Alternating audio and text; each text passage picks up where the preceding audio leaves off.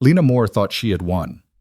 After fleeing Chicago 7 months pregnant, abandoning everything she knew to escape the most dangerous man she'd ever loved, she believed the secret growing inside her would remain hers alone. She chose a forgotten hospital in rural Tennessee precisely because it didn't exist on any map that mattered. But as she held her newborn daughter after 40 brutal hours of labor, exhausted and vulnerable, the door opened.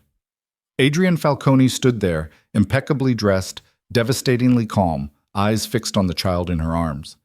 He had never stopped hunting, and now he had found them both. Welcome to a story of secrets, power, and the impossible choices we make for the ones we love. If you're drawn to tales of dangerous men and the women who challenge them, stay until the end. You won't regret it. And please, hit that like button and comment with your city so I can see how far this story travels. The fluorescent lights in the delivery room hummed with mechanical indifference as Lena Moore finally heard the sound she'd been waiting 40 hours to hear, her daughter's first cry. The wail was strong, indignant, furious at being pulled from warmth into the harsh reality of the world. Lena understood that fury intimately. "She's perfect," the nurse said, placing the tiny squirming bundle on Lena's chest. 8 pounds, 2 ounces, strong lungs. Lena's arms came up automatically, cradling the infant against her hospital gown. The baby's cries softened to hiccuping whimpers as she found her mother's heartbeat. Lena looked down at the scrunched face, the miniature fists waving weakly, the dark wisps of hair plastered to a delicate skull, and felt something crack open inside her chest, something painful and precious and utterly terrifying. "Hello, Isla," she whispered, her voice hoarse from screaming. "I'm your mama." The nurse smiled, making notes on a clipboard. "Beautiful name. Do you have the father's information for the birth certificate?" Lena's entire body went rigid. "No," she said, the word coming out harder than she intended. "There's no father. Just leave it blank." The nurse's expression flickered, just for a moment, with something that might have been judgment or pity. Lena had seen that look before, many times in the past 7 months. Single mother. Unwed. Alone. The scarlet letter of modern rural Tennessee, where people still whispered and churches still mattered and women like her were cautionary tales. "Of course," the nurse said, her voice professionally neutral. "We'll get you set up in recovery. You did beautifully, honey. Really beautifully." The words were kind, but Lena barely heard them. She was too busy studying Isla's face, cataloging every feature with desperate attention. The slope of her nose. Would that change? The shape of her eyes, still swollen from birth, but what color would they be? The curve of her chin, the set of her ears, the tiny birthmark just above her left eyebrow. Lena was searching for herself in those features, praying she would find only herself. Because if she saw him, if she saw even a trace of Adrian Falcone in this innocent face, she didn't know if she could bear it. They moved her to a private room 2 hours later. Lena had specifically requested the smallest, most isolated room in the facility. Grayson County Hospital wasn't large to begin with, 23 beds, understaffed, serving a population that had been declining for decades. The building itself looked like it hadn't been updated since the 70s, all industrial tile and beige walls and windows that didn't quite seal properly. It was perfect. Nobody who mattered would ever think to look for her here. This hospital didn't show up on national databases. The staff was local, insular, uninterested in outside affairs. The town of Litchfield, Kentucky, technically just across the Tennessee border, but Lena had told everyone she was from Nashville, was the kind of place where people came to disappear, and Lena had needed to disappear more than she'd ever needed anything in her life. "You comfortable?" A different nurse, older, with kind eyes and capable hands, adjusted Lena's pillows. "You want me to take the baby to the nursery so you can sleep?" "No." Lena's arms tightened instinctively around Isla, who was nursing with fierce determination. "She stays with me." The nurse nodded, unsurprised. "First-time mamas usually feel that way. You buzz if you need anything, and try to rest when she does. You're going to need your strength." When the door closed, Lena finally let herself exhale. The silence of the room was punctuated only by Isla's soft suckling sounds and the distant beep of monitors from somewhere down the hall. Through the window, she could see nothing but darkness and the faint outline of trees against a moonless sky. 7 months. She had survived 7 months of running, hiding, rebuilding herself from nothing. 7 months of working cash-only jobs under a borrowed name. 7 months of checking over her shoulder, jumping at shadows, seeing his face in every crowd. 7 months of carrying his child and trying desperately not to think about what that meant. Isla finished nursing and fell asleep instantly, her rosebud mouth still pursed as though dreaming of milk. Lena adjusted her carefully in the plastic hospital bassinet, then leaned back against the pillows, her body screaming with exhaustion. The epidural had worn off. Everything hurt, the kind of deep primal pain that reminded her she was still animal, still flesh and blood and nerve endings. The doctors had said she'd torn, that she'd need stitches, that recovery would take weeks. Lena had barely listened. She had survived worse pain than this. She had survived leaving Adrian Falcone. The memory hit her without warning, as it always did, sharp and sudden and utterly devastating. His apartment. 3 a.m, her hands shaking as she packed a single bag with whatever she could carry. The pregnancy test hidden at the bottom. 2 pink lines that had changed everything. His jacket still draped over the chair where he'd left it, smelling of expensive cologne and smoke and something darker she'd never been able to name. The framed photo on his nightstand. The two of them at some charity gala, her in a borrowed dress, him looking at her like she was the only person in the room who mattered. She'd left the photo, taken only what was hers, and walked out before dawn, before he could wake and see the truth in her eyes.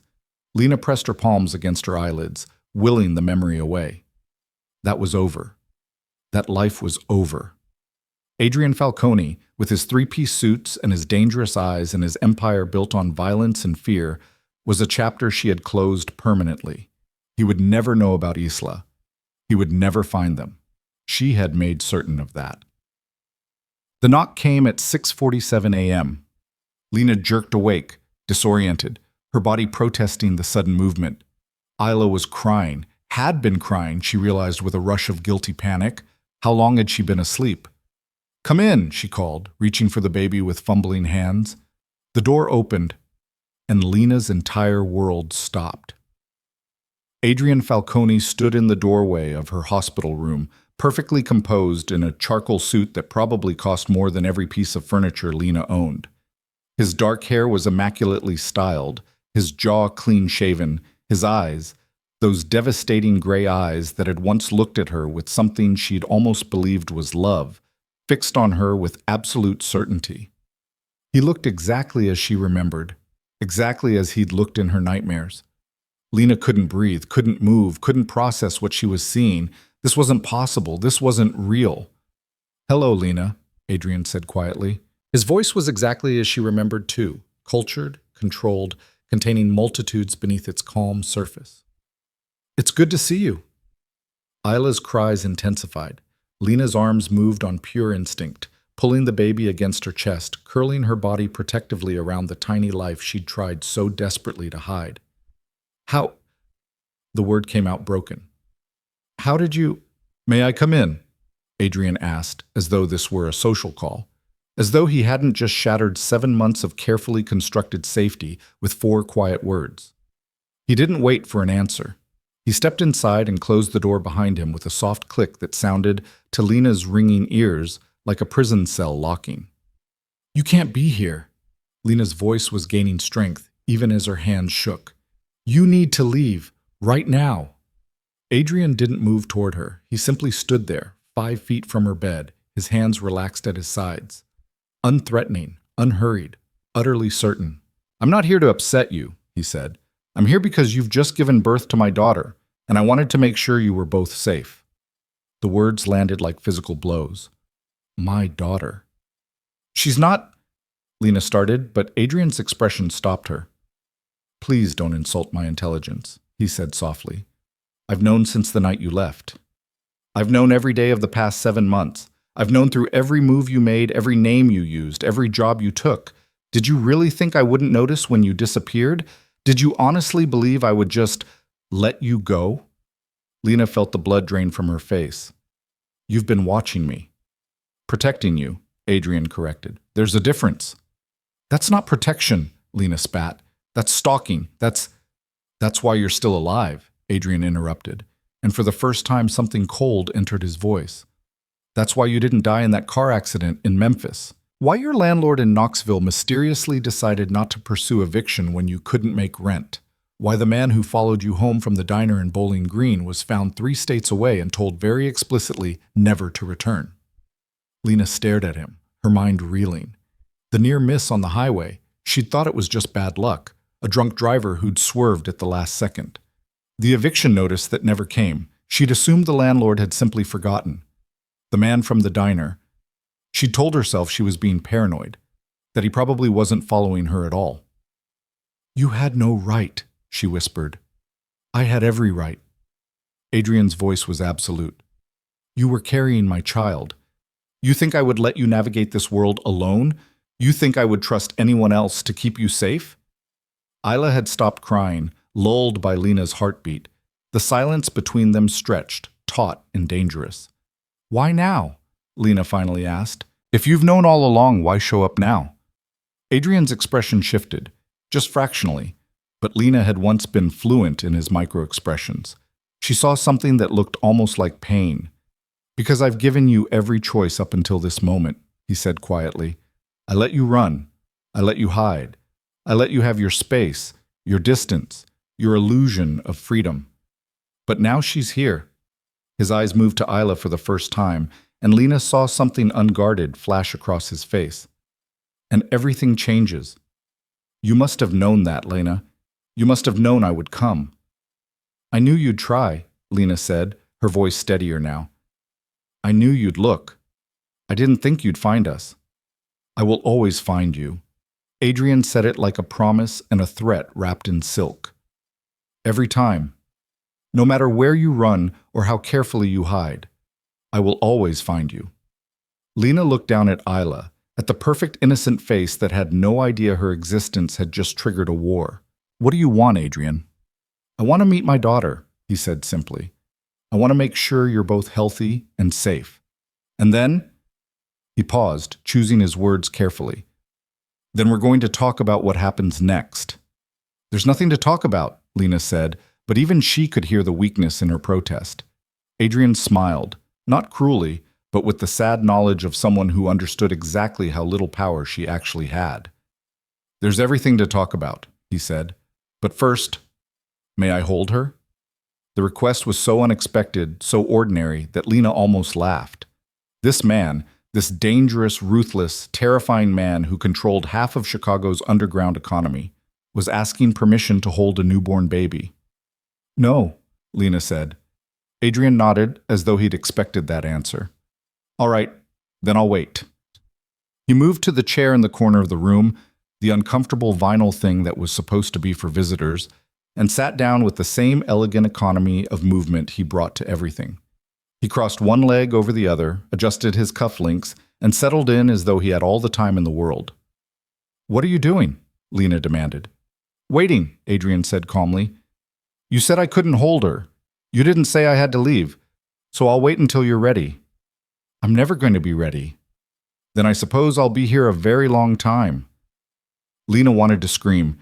She wanted to call for security, call the police, call anyone who might help, but she knew, with the cold certainty of someone who'd once been intimately familiar with Adrian's world, that it wouldn't matter.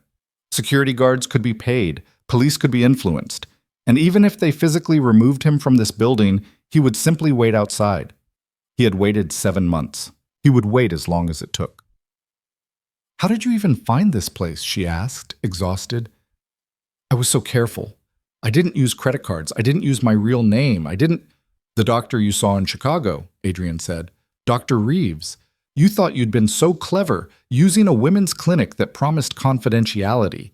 But when a woman who's been seeing one of my physicians suddenly disappears, and another physician suddenly receives a very large anonymous donation the next month, it's not difficult to connect the dots. Lena's stomach turned. You bribed my doctor? I bribed everyone who might have information, Adrian said simply. And I had very good people watching very carefully for any signs of a woman matching your description seeking prenatal care. When you showed up at a county health clinic in Memphis using the name Sarah Williams, It took my people approximately 18 hours to confirm it was you. That was 5 months ago, Lena said numbly. Yes. You've been watching me for 5 months. 7 months, Adrian corrected. I found you within 2 weeks of you leaving. I've been watching you the entire time. The violation of it, the complete and utter invasion of every moment she'd thought was hers alone, made Lena's vision blur with tears she refused to let fall. I hate you, she whispered. I know, Adrian said, and he sounded almost sorry. But I'm still not leaving.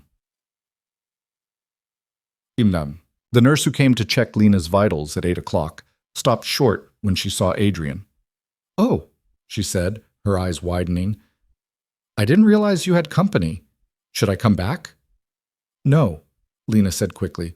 Please, come in. Adrian stood immediately, every inch the gentleman. I apologize for being here so early. I'm the baby's father. I came as soon as I heard. The lie, or was it a lie, came so smoothly that the nurse's expression immediately softened. Oh, how wonderful, she exclaimed. Dad made it for the birth? Unfortunately, no, Adrian said, with just the right note of regret. I was out of the country on business, but I got here as fast as I could. The nurse beamed at him, then at Lena. Well, isn't that lovely? And look at her, she's just precious. She began her examination of Lena, checking the incision sites, asking about pain levels, taking vital signs. Through it all, Adrian watched silently from his corner. When the nurse reached for Isla to do the newborn examination, Lena's hands tightened reflexively. It's all right, honey, the nurse said gently. I'm just going to weigh her and check her over. Dad, you want to come see? Adrian moved forward with careful, measured steps. He positioned himself on the opposite side of the examination table from Lena, keeping distance between them, and looked down at Isla for the first time at close range. Lena watched his face, watched for signs of recognition, of possessiveness, of the cold calculation she knew he was capable of. What she saw instead was something far more dangerous. Wonder. She has your mouth, Adrian said quietly, his eyes never leaving Isla's face. And your nose, but her eyes... He glanced up at Lena. Those might be mine. Too early to tell eye color, the nurse said cheerfully, oblivious to the tension crackling through the room. They're usually born with blue or gray eyes. Might change in the coming months. Adrian nodded, accepting this information with the same focused attention he brought to business negotiations. He was learning his daughter, Lena realized with growing horror, cataloging her, claiming her with his eyes, even if he couldn't yet touch her. 8 pounds, 3 ounces, the nurse announced. Up an ounce from birth weight. That's wonderful. She's nursing well? Yes, Lena said. And you're feeling all right? Any excessive bleeding, fever, unusual pain? No, just tired. Of course you are, honey. 40 hours of labor would exhaust anyone. The nurse swaddled Isla expertly and handed her back to Lena. You've got a strong, healthy baby girl. You should be very proud. Thank you, Lena whispered. The nurse turned to Adrian with a warm smile. And congratulations to you, Dad. She's just beautiful. Thank you, Adrian said, his voice perfectly calibrated to sound humble and grateful. We're very blessed. When the nurse left, Lena waited until the door closed completely before speaking. Don't do that, she said coldly. Do what? Pretend. Act like this is normal, like we're some happy family. Adrian returned to his chair, but this time Lena noticed he positioned it slightly closer to the bed. Not by much, maybe 6 inches, but closer. I'm not pretending anything, he said. That nurse assumed I was Isla's father because I am Isla's father. That's not pretense, that's fact. Biology doesn't make you a father. No, Adrian agreed, but it's a start. And I intend to be much more than biology, Lena. You don't get to decide that. Neither do you, not alone, not anymore. Adrian leaned forward, his elbows on his knees, his expression serious. I understand why you ran. I understand you were afraid, but running is over now. It's time to face reality. Reality, Lena repeated, her voice brittle. And what reality is that? That you and I created a child together. That she deserves better than a mother in hiding and a father who's a stranger. That whatever exists between us, anger, resentment, fear, whatever you want to call it, is secondary to her well-being. Her well-being, Lena said slowly. You want to talk about well-being? You're a criminal, Adrian. You run an organization that profits from violence and extortion, and I'm a businessman, Adrian interrupted calmly. I manage legitimate enterprises and some less legitimate ones. I make difficult decisions to protect people I care about, and I'm very, very good at keeping the people under my protection safe. Is that what you think this is? Protection? What do you think it is? Lena looked down at Isla, sleeping peacefully against her chest, utterly unaware of the battle being waged over her future. I think it's control, Lena said quietly. I think you can't stand that I left, that I took something from you, that for 7 months I made decisions without your permission, and now you're here to take that power back. Adrian was silent for a long moment. When he spoke, his voice was different, rougher, more honest than anything he'd said so far. You want to know the truth, Lena? You're right. I can't stand that you left. When I woke up and found you gone, He stopped, his jaw tightening. I've been in this world long enough to know that nothing good comes from caring about people. Caring makes you vulnerable. Caring gives your enemies leverage. I swore I would never care about anyone enough to be weak. He looked at her directly, and Lena saw something raw in his eyes. And then you happened, he said. You, with your stubborn pride and your sharp tongue and your complete refusal to be impressed by anything I'd built. You made me weak, Lena. You made me want things I knew better than to want. And when you left, his voice dropped. When you left, I realized just how catastrophically weak I'd become. Then you should have let me go, Lena whispered. I can't. The words were simple, absolute. I tried. For 2 weeks I tried. I told myself you'd made your choice, that I should respect it, that the smart thing, the strategic thing, was to cut my losses and move on. He shook his head slowly. But then I found out about the baby, and everything changed. Why? Because she's mine, Adrian said. Because half of her DNA comes from me, which means half of my enemies would view her as a target. Because the Falcone name, whether you want to acknowledge it or not, comes with both power and danger. Because every person who wants to hurt me would see her as the perfect leverage. His eyes bored into hers. Do you understand what I'm saying, Lena? The moment she was conceived, she became part of my world, whether you wanted that or not. Lena felt ice spreading through her veins.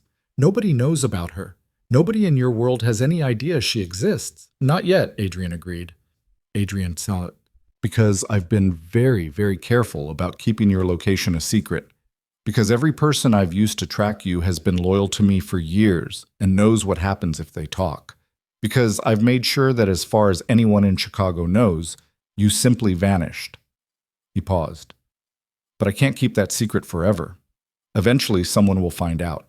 And when they do, Isla becomes a target. Then we'll run again, Lena said desperately. Somewhere farther, somewhere you can't follow. There is nowhere I can't follow. Adrian's voice was flat, matter-of-fact. And there is nowhere that my enemies won't eventually look if they learn she exists. The only way to keep her safe is to claim her publicly, to make it clear that she's under my protection, to ensure that anyone who touches her signs their own death warrant. Lena shook her head violently. No, I won't let you drag her into that world. She's already in that world, Adrian said quietly. The only question is whether she's in it with my protection or without it. That's not a choice. That's an ultimatum. Yes, Adrian said. It is.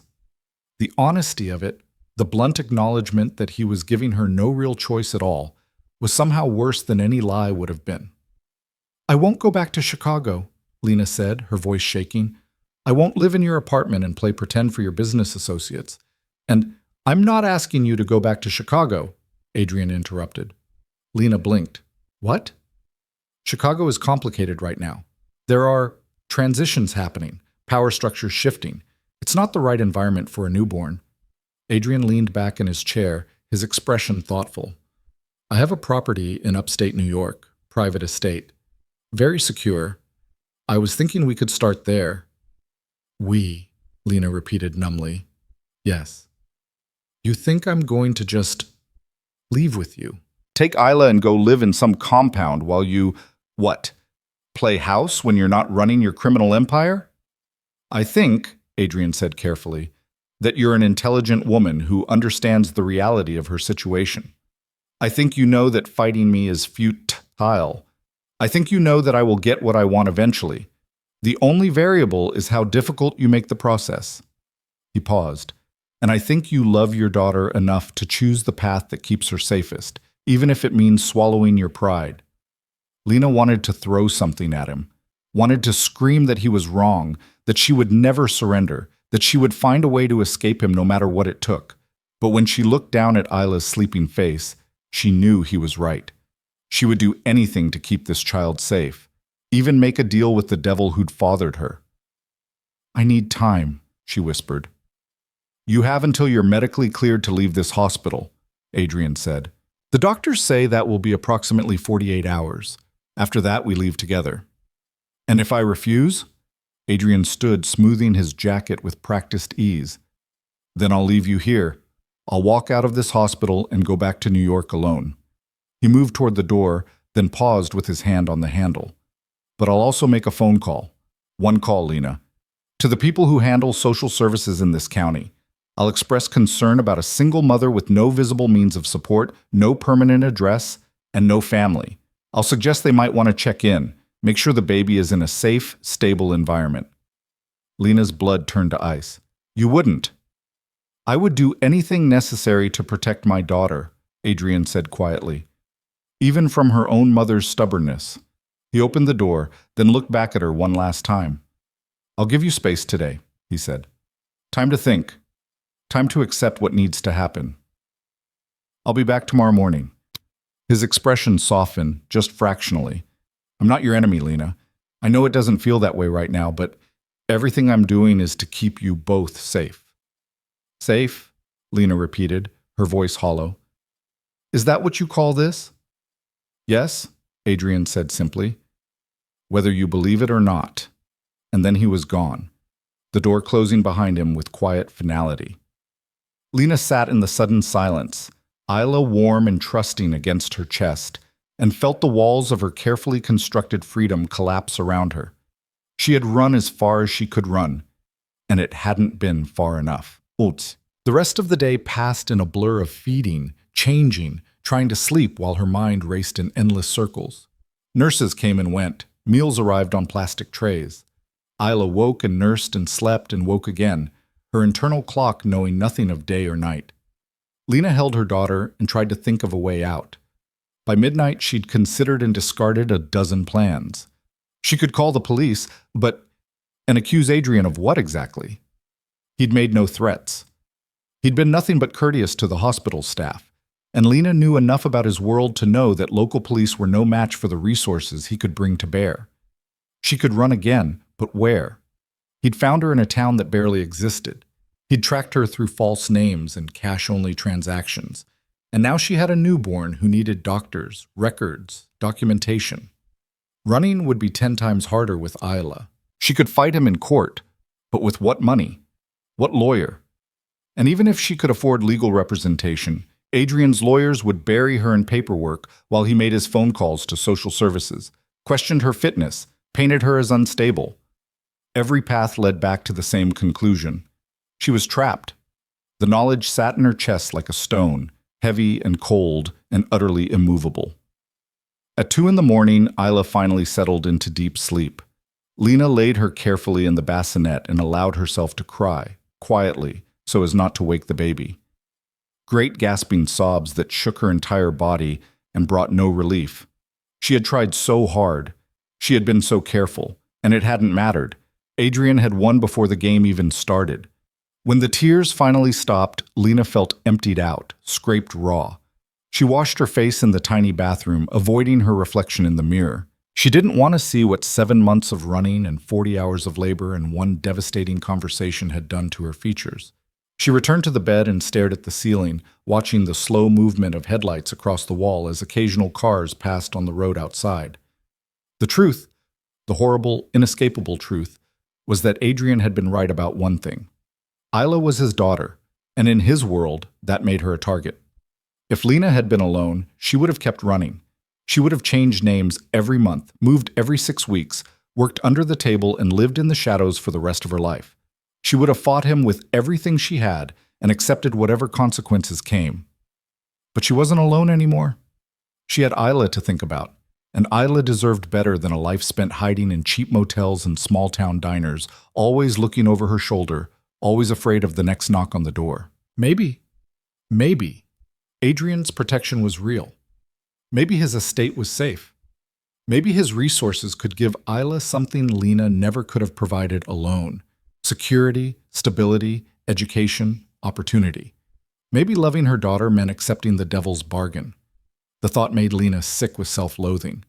But when she looked at Isla's perfect, sleeping face, she couldn't deny the logic. One chance at a normal childhood, even in an abnormal world, or a lifetime of running that would end the same way regardless. At dawn, Lena made her decision. When Adrian returned, as she knew he would, she would agree to his terms. Not because she forgave him, not because she trusted him, but because she loved her daughter more than she hated him. And sometimes, love meant surrender. Adrian arrived at exactly 8 o'clock the next morning, carrying a leather overnight bag and 2 cups of coffee from somewhere that definitely wasn't the hospital cafeteria. The rich aroma filled the small room instantly, cutting through the antiseptic smell that had become Lena's entire world. "I wasn't sure how you took it anymore," he said, setting both cups on the rolling table. "So I brought cream and sugar on the side." Lena stared at the cups, then at him. She'd spent the entire night preparing herself for this conversation, rehearsing what she would say, how she would frame her surrender as something other than complete defeat. But now, faced with his composed presence and his thoughtful gesture, all her careful words dissolved. "Black," she heard herself say. "I drink it black now." Something flickered in Adrian's expression, recognition, maybe, that she'd changed in the months away from him, that she wasn't quite the same woman who'd fled his apartment in the dark.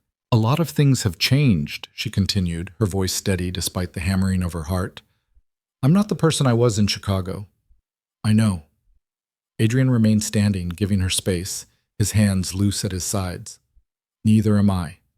Lena reached for the black coffee, more to have something to do with her hands than because she wanted it. The first sip was perfect, strong, hot, expensive. Of course it was. Adrian never did anything halfway.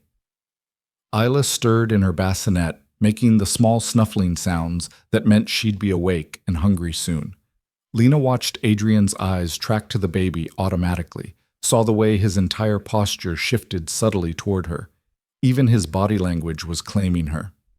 "I'll go with you," Lena said abruptly, before she could lose her nerve. "To New York. To your estate. I'll go." Adrian went very still. "What changed your mind?" "Nothing changed my mind. I still think this is wrong.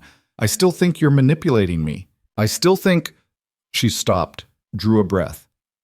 "But you were right about one thing. She deserves better than running, better than hiding, and I can't give her that alone."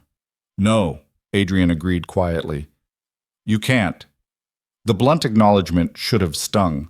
Instead, Lena found it almost refreshing. No false comfort, no platitudes, just the truth, hard and clean.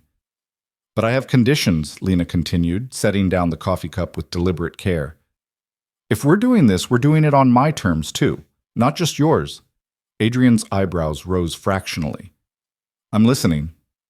"First, I want my own space, my own room. I'm not sharing your bed just because we're under the same roof." "Agreed. The estate has 12 bedrooms. You can have your choice of any of them." "Second, I want control over Isla's care, feeding, sleeping, doctor's appointments, everything. You don't override my decisions about her health or well-being." "Agreed, with one caveat." Adrian's voice was measured. "If I believe a decision you're making puts her at risk, I reserve the right to intervene, but I'll discuss it with you first." Lena wanted to argue, but the compromise was more reasonable than she'd expected. She nodded curtly. "Third, I want to be able to leave, not permanently, not to run away again, but I want to be able to go into town, go for walks, have some kind of freedom. I'm not living in a prison." "The estate grounds are extensive," Adrian said. 40 acres. You can go anywhere on the property. Off the property requires security." "Security?" Lena repeated flatly. Non-negotiable. Adrian's voice was firm. I meant what I said yesterday, Lena. There are people who would hurt you to hurt me. People who would see Isla as leverage. Until I've made certain arrangements, until the right people know that touching either of you means war, you don't leave the property without protection. Lena's hands clenched around the coffee cup. How long? I don't know, weeks, maybe. A month or two at most. So I trade one cage for another. You trade uncertainty for safety, Adrian corrected. There's a difference. Isla's snuffling turned to crying. Lena set down the coffee and lifted the baby from the bassinet, cradling her automatically as she began to nurse. Adrian watched but didn't move closer, maintaining the careful distance he'd established. What happens after? Lena asked, adjusting Isla's position. After your arrangements are made? That depends on you. Meaning? Adrian finally moved, pulling the chair closer to the bed. Not invasively close, but close enough that they could speak without raising their voices over Isla's soft nursing sounds. Meaning, there are several paths forward, he said. The simplest would be for you to become my wife. Publicly, officially. It would legitimize Isla immediately, cement her place in the family, and send a very clear message about what happens to anyone who threatens either of you. Lena's laugh was sharp and bitter.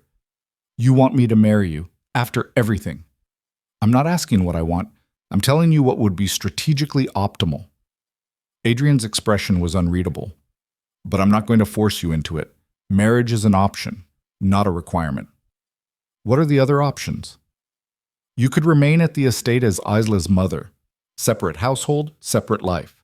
I would provide for you both, ensure your safety, be involved in her upbringing. We would be civil co-parents, nothing more. And you'd be fine with that? Just civil co-parents? Adrian's jaw tightened almost imperceptibly. What I'm fine with is irrelevant. What matters is what works best for Isla and what you can tolerate long term.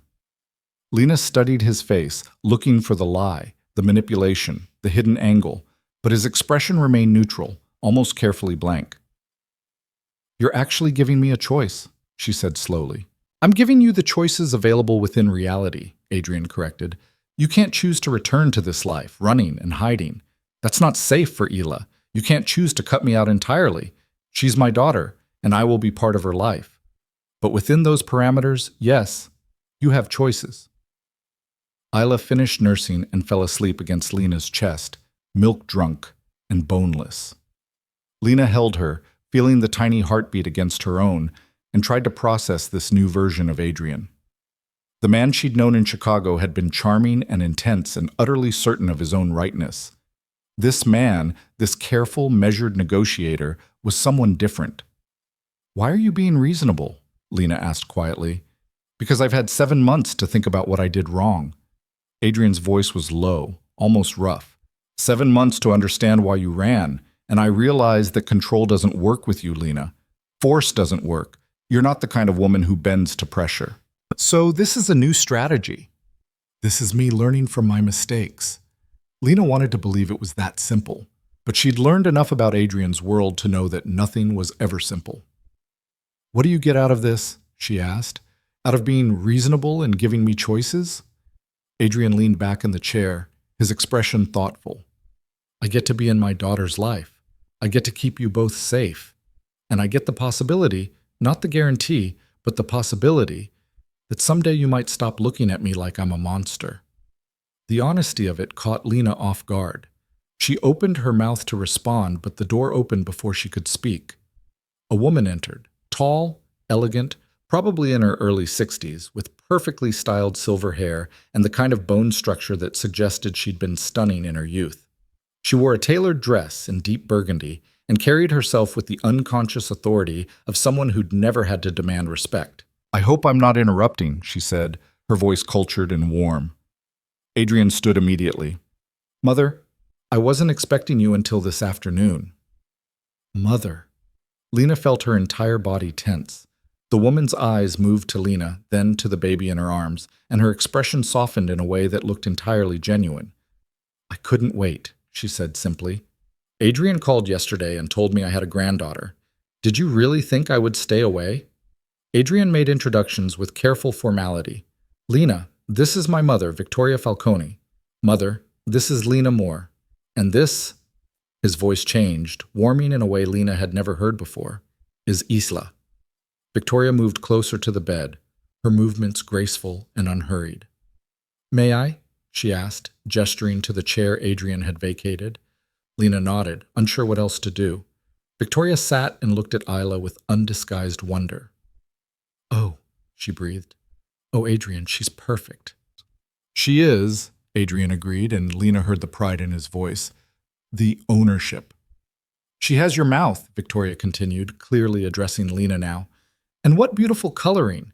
How was your labor, dear? Adrian said it was quite long. The shift from grandmother to concerned woman happened so naturally that Lena found herself answering before she'd consciously decided to. 40 hours, but she's healthy. That's what matters. 40 hours, Victoria repeated, her expression sympathetic. You poor thing, and here you are, having to deal with my son appearing out of nowhere. I can only imagine what a shock that must have been. Lena glanced at Adrian, who was watching the exchange with wary interest. It was unexpected, Lena said carefully. I'm sure it was. Victoria's smile was knowing. Adrian has many strengths, but subtlety isn't always among them. She turned to her son. Would you mind giving us a few minutes? I'd like to speak with Lena privately. Adrian's expression tightened. Mother, Adrian. Victoria's voice was gentle but firm. A few minutes, please. For a moment, Lena thought he would refuse, but then he nodded curtly and left the room, closing the door with exaggerated care. The silence that followed was surprisingly comfortable.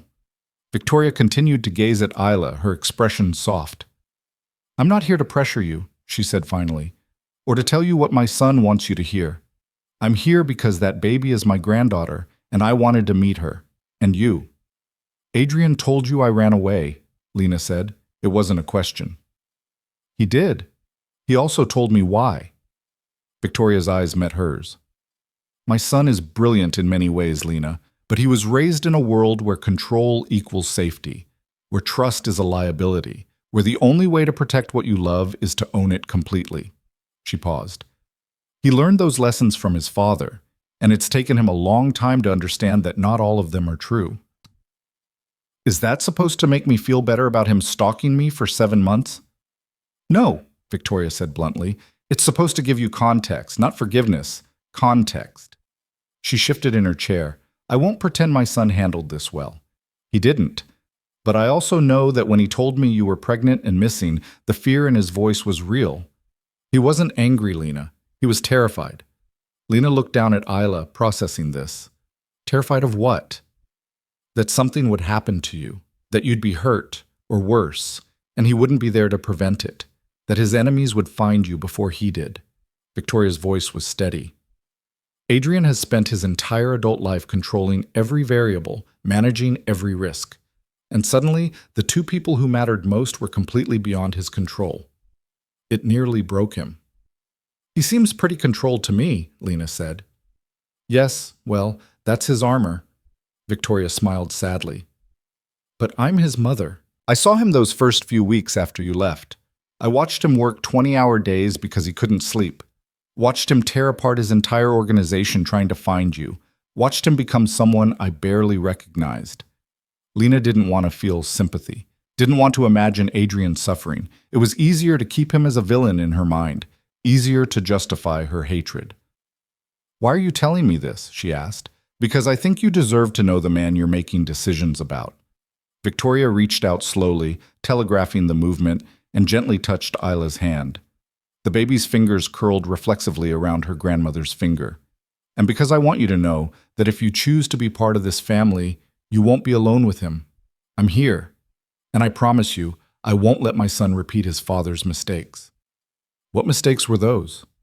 Victoria's expression darkened.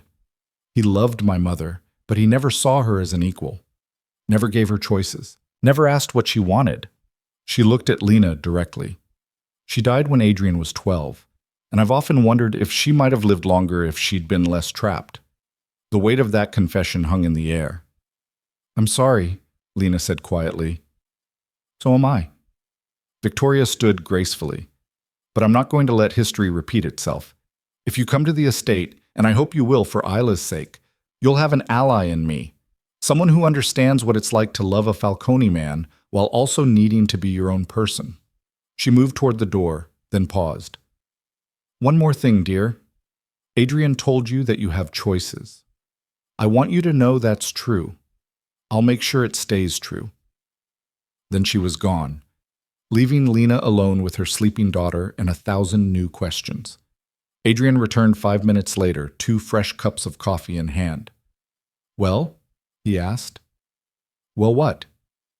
What did she say? Lena accepted the coffee, noting that this one had cream already added. He'd been paying attention earlier. That's between me and your mother. Adrian's expression suggested he wanted to press, but he simply nodded and reclaimed his chair. They sat in silence for a while, the only sounds Isla's soft breathing and the distant beep of hospital machinery. It was almost peaceful, almost normal. When would we leave? Lena asked finally. The doctors want to keep you another 24 hours, so tomorrow afternoon. Adrian's voice was carefully neutral. I've arranged for a private medical transport. The estate has a fully equipped medical suite and a staff physician on call. You'll have everything you need. Of course you have, Lena muttered. I've had 7 months to plan, Lena. I wasn't going to leave anything to chance. She looked at him then, really looked at him, saw the shadows under his eyes that suggested his sleep hadn't been peaceful, saw the tension in his shoulders that his expensive suit couldn't quite hide, saw the way his gaze kept drifting to Isla, hungry and wondering and almost vulnerable. You can hold her, Lena heard herself say. If you want. Adrian's entire body went still. You're sure? No, but you're her father. And if we're doing this, if we're really going to try to make this work, then you should hold your daughter.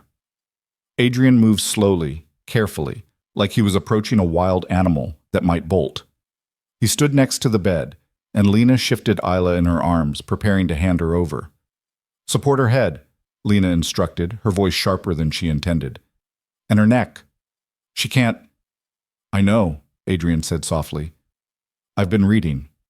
Of course he had. Lena transferred Isla into his arms, watching his hands position themselves with surprising competence. He cradled the baby against his chest, one hand under her head, the other supporting her tiny body, and looked down at her with an expression Lena had never seen on his face before, complete and utter awe. Hello, Isla, he whispered. I'm your father. Isla slept on, oblivious to the enormity of the moment, but Lena felt something crack in her chest, something that had been holding tight against Adrian since the moment he'd walked into this room. He wasn't performing, he wasn't calculating, he was simply a man meeting his daughter for the first time, and the raw emotion on his face was impossible to fake. She's so small, he said, wonder threading through his voice. The book said 8 pounds was average, but she feels fragile, Lena supplied. Yes. Adrian's arms tightened fractionally, protective. How do you do this? How do you take care of something so fragile and not break it? Very carefully, and with a lot of fear that you're doing it wrong. Adrian looked up at her, and for just a moment, they weren't enemies or captor and captive or even ex-lovers.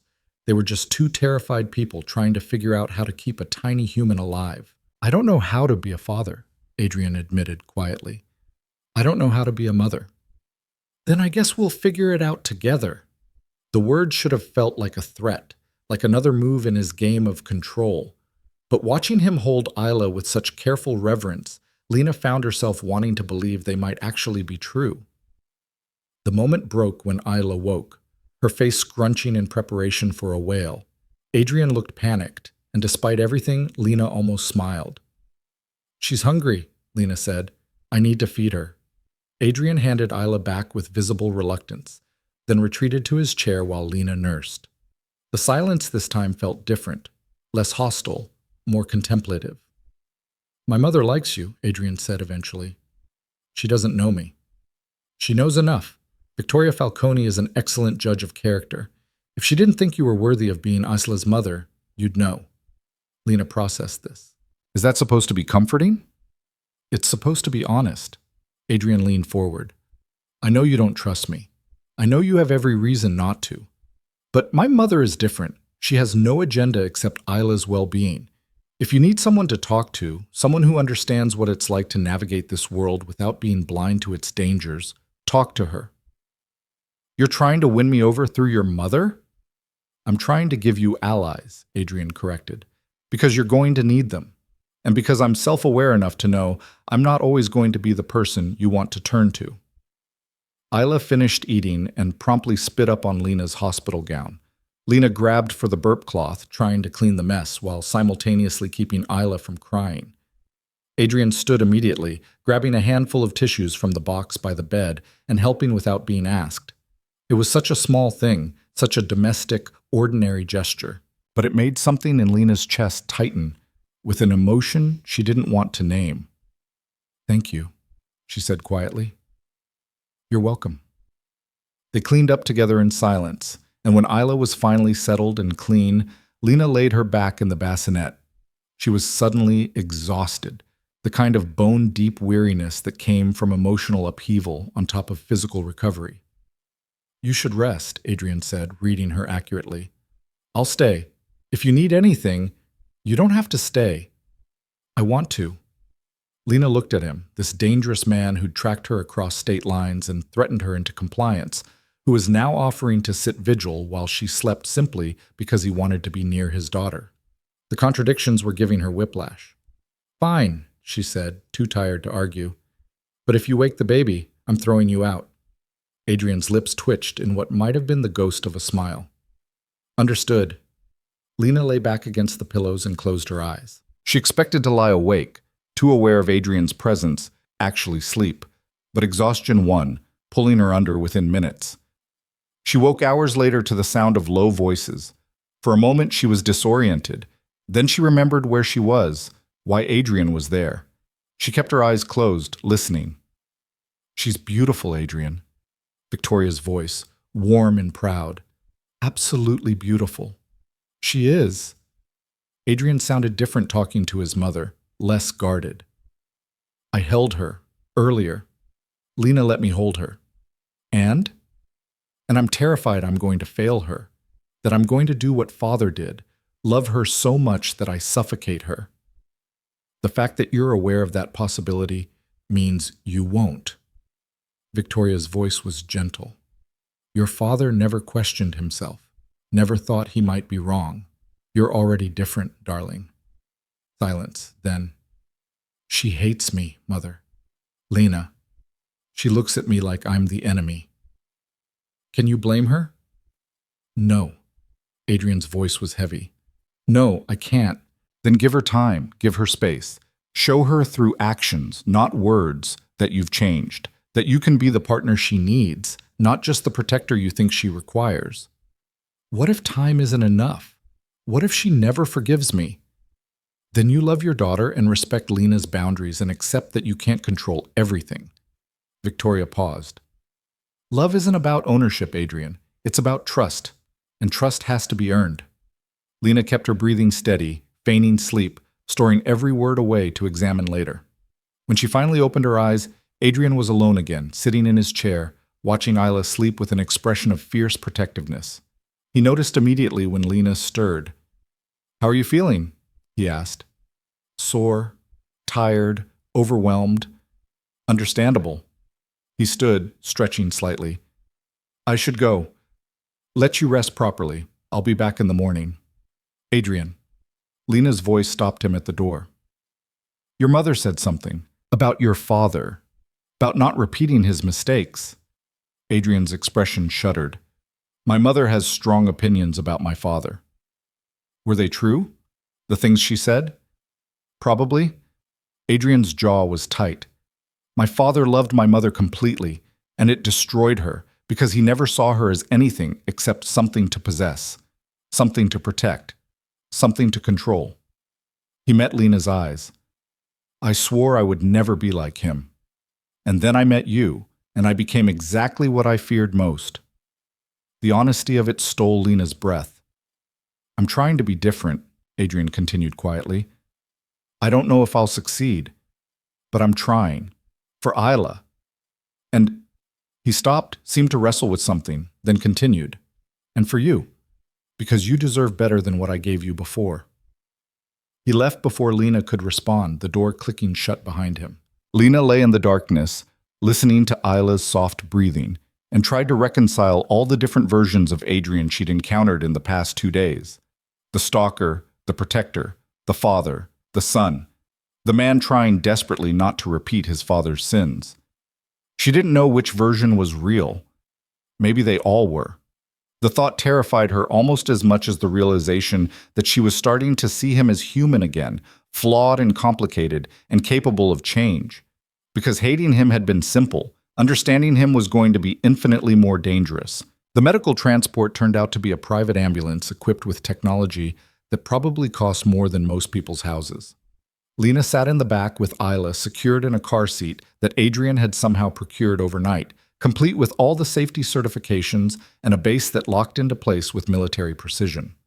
A nurse Adrian had hired sat nearby, monitoring both Lena and the baby with professional efficiency. Lena watched the Kentucky landscape give way to Tennessee, then gradually to Virginia as they headed north.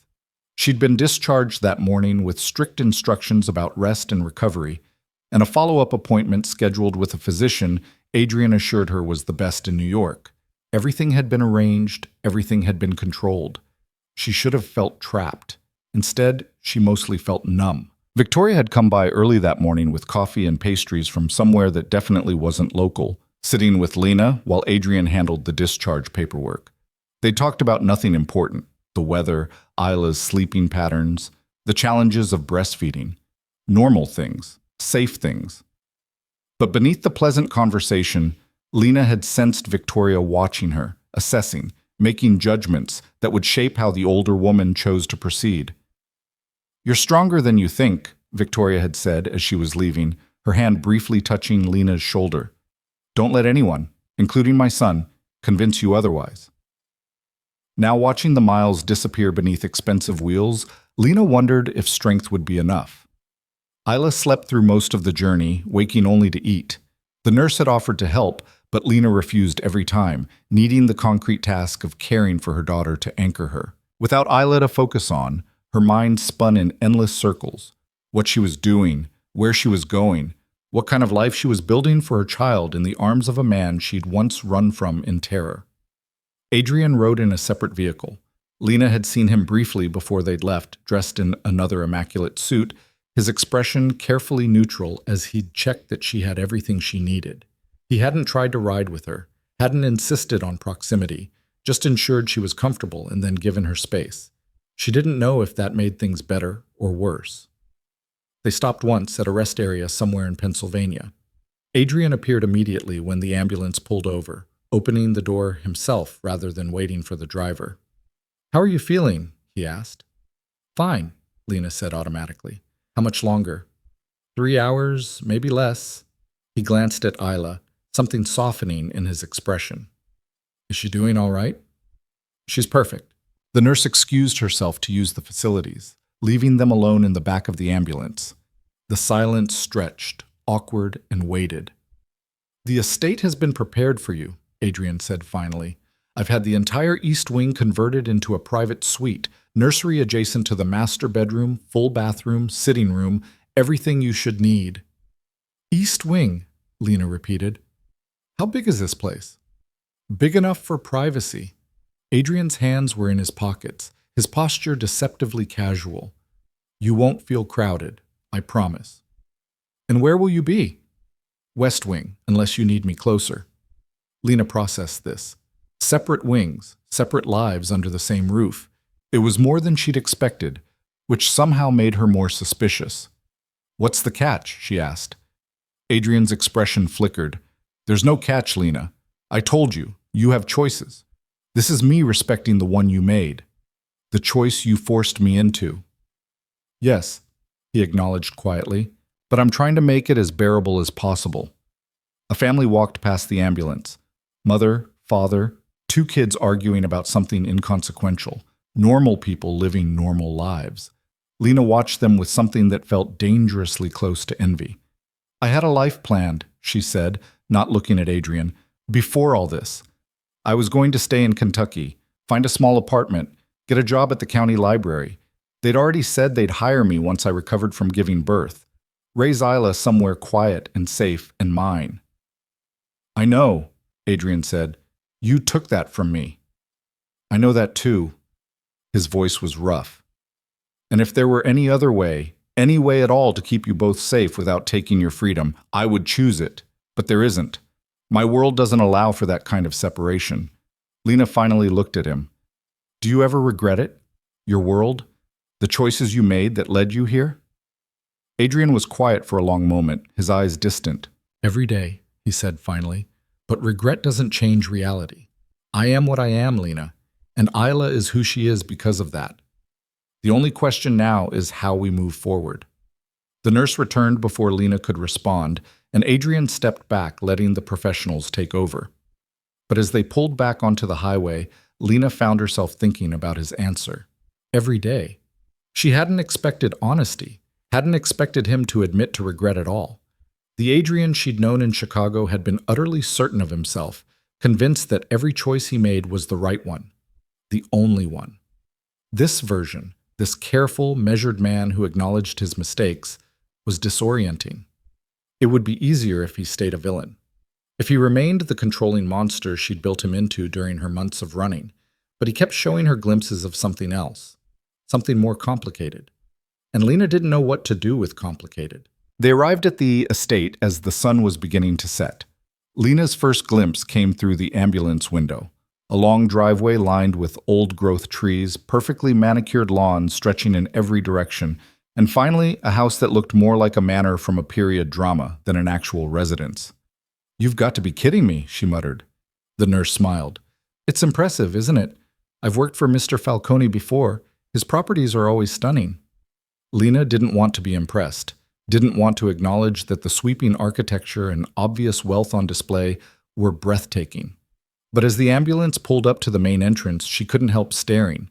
Adrian was already there, having somehow arrived ahead of them, despite leaving after they did.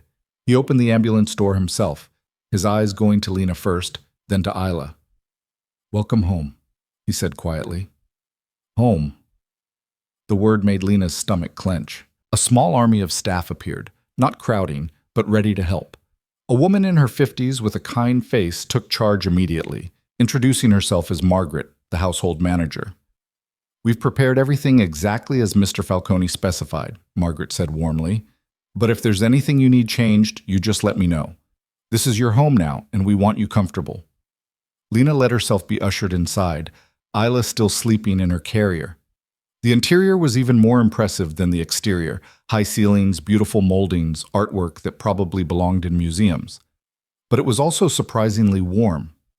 Someone had filled the main hall with fresh flowers. Soft music played from hidden speakers. The lighting was gentle, welcoming. Adrian had prepared this for her, had thought about what might make her comfortable. The realization was almost harder to bear than open hostility would have been. Your suite is this way, Margaret said, leading them toward a grand staircase. We have an elevator as well, if you'd prefer. Mr. Falcone mentioned you're still recovering. The elevator, Lena admitted. Her body was screaming after hours in the ambulance, the stitches pulling with every step. Adrian appeared at her elbow. Let me take her, he said, gesturing to Isla's carrier. Lena's hands tightened on the handle automatically, but the rational part of her brain recognized she was being stubborn for the sake of stubbornness. She released her grip, letting Adrian lift the carrier with careful hands. The elevator was old-fashioned but immaculately maintained, barely large enough for the three of them, plus Margaret. Lena found herself pressed against Adrian's side, close enough to smell his cologne, the same one he'd always worn, familiar and devastating. She edged away as much as the small space allowed. The doors opened onto a hallway lined with more artwork and thick carpet that muffled their footsteps. Margaret led them to a set of double doors at the end. The East Wing, she announced, pushing the doors open with a flourish. Lena stepped inside and stopped. The suite was beautiful, not in the overwhelming, ostentatious way she'd feared, but in a way that felt almost personal. Soft grays and creams, comfortable furniture that looked lived in rather than decorative, windows that overlooked gardens she could just make out in the fading light. There were books on the shelves, not leather-bound collections for show, but actual books with creased spines and dog-eared pages. And through an open doorway, she could see the nursery. "I'll let you get settled," Margaret said. "Dinner will be ready whenever you'd like. Just ring. There's a panel by the door. And if you need anything at all, day or night, we're here." She disappeared with professional discretion, leaving Lena alone with Adrian and Isla. Adrian set the carrier down gently and straightened. "The nursery has everything the pediatrician recommended. If something's missing, we can get it immediately. There's a private physician on call, Dr. Sarah Chen. She specializes in postpartum care and pediatrics. She'll come by tomorrow to check on you both, unless you'd rather wait." Lena walked to the nursery door and looked in. A crib with impossibly soft bedding, a changing table stocked with every supply imaginable, a rocking chair positioned by the window, a mobile hanging above the crib with delicate stars and moons. Everything perfect, everything controlled. "When did you do all this?" she asked. "I've been working on it for months." Adrian remained in the doorway, not entering the nursery without invitation. "Since I found out you were pregnant, I didn't know if you'd ever see it, but I wanted it ready, just in case." Lena turned to face him. "You prepared a nursery for a baby you'd never met in a house I'd never agreed to live in." "Yes." "That's insane." "Probably." Adrian's expression was unreadable. "But hope makes people do insane things." "Hope," Lena repeated. "You call this hope? What would you call it?" Lena didn't have an answer. She turned back to the nursery, taking in all the careful details. Someone had painted clouds on the ceiling. Someone had chosen books for the shelf that were age-appropriate and diverse. Someone had thought about what a child would need, not just now, but in the months and years to come. "I should let you rest," Adrian said. "You've had a long day." "Wait." Lena's voice stopped him. "The books. In the other room. Did you choose those?" "Some of them. My mother helped with others. She said—" He paused. "She said you'd need your own things. Not just things for Isla, things that were yours." Lena felt something crack in her chest again. "Thank you," she said quietly. Adrian nodded and left without another word. Alone in the suite, Lena lifted Isla from the carrier and held her close. The baby was starting to wake, her face scrunching in preparation for crying. Lena sat in the rocking chair, which was exactly the right height, exactly the right comfort level, and began to nurse. Through the window, she could see the ground stretching into darkness. 40 acres, Adrian had said. 40 acres of beautiful prison. But as she looked around the nursery, at the care that had gone into every detail, the thought behind every choice, she found herself wondering if prison was the right word after all. The next morning brought Dr. Chen, who was everything Adrian had promised, competent, warm, respectful of Lena's privacy, while being thorough in her examination. She pronounced both Lena and Isla healthy, gave instructions for continued recovery, and left her personal number. "Call any time," she said. "Day or night, mister. Falcone has made it very clear that you and Isla are the priority." After she left, Lena explored the suite more thoroughly. The bathroom was enormous, with a tub deep enough to actually soak in, and a shower with enough shower heads to qualify as excessive. The closet held clothes in her exact size, casual, comfortable things, not the designer pieces she might have expected. Someone had paid attention to what she actually wore, not what they thought she should wear. The books on the shelf ranged from literary fiction to mysteries to parenting guides. The desk by the window was stocked with good paper and expensive pens. Someone had even included a journal, the leather cover soft and unmarked. It was like Adrian had tried to recreate everything she might have had in her imagined Kentucky apartment, except with unlimited resources. The thought should have made her angry. Instead, it just made her tired. Victoria arrived after lunch, knocking softly before entering with the careful courtesy of someone respecting boundaries. "How are you settling in?" she asked, immediately gravitating to Isla, who was awake and alert in Lena's arms. "It's—" Lena searched for words. "It's a lot." "I imagine it is." Victoria settled into one of the comfortable chairs. "May I hold her?" Lena handed Isla over, watching as Victoria cradled her granddaughter with the easy competence of someone who'd done this before.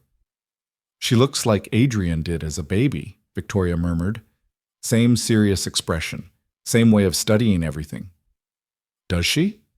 Lena hadn't seen baby pictures of Adrian, hadn't thought to ask.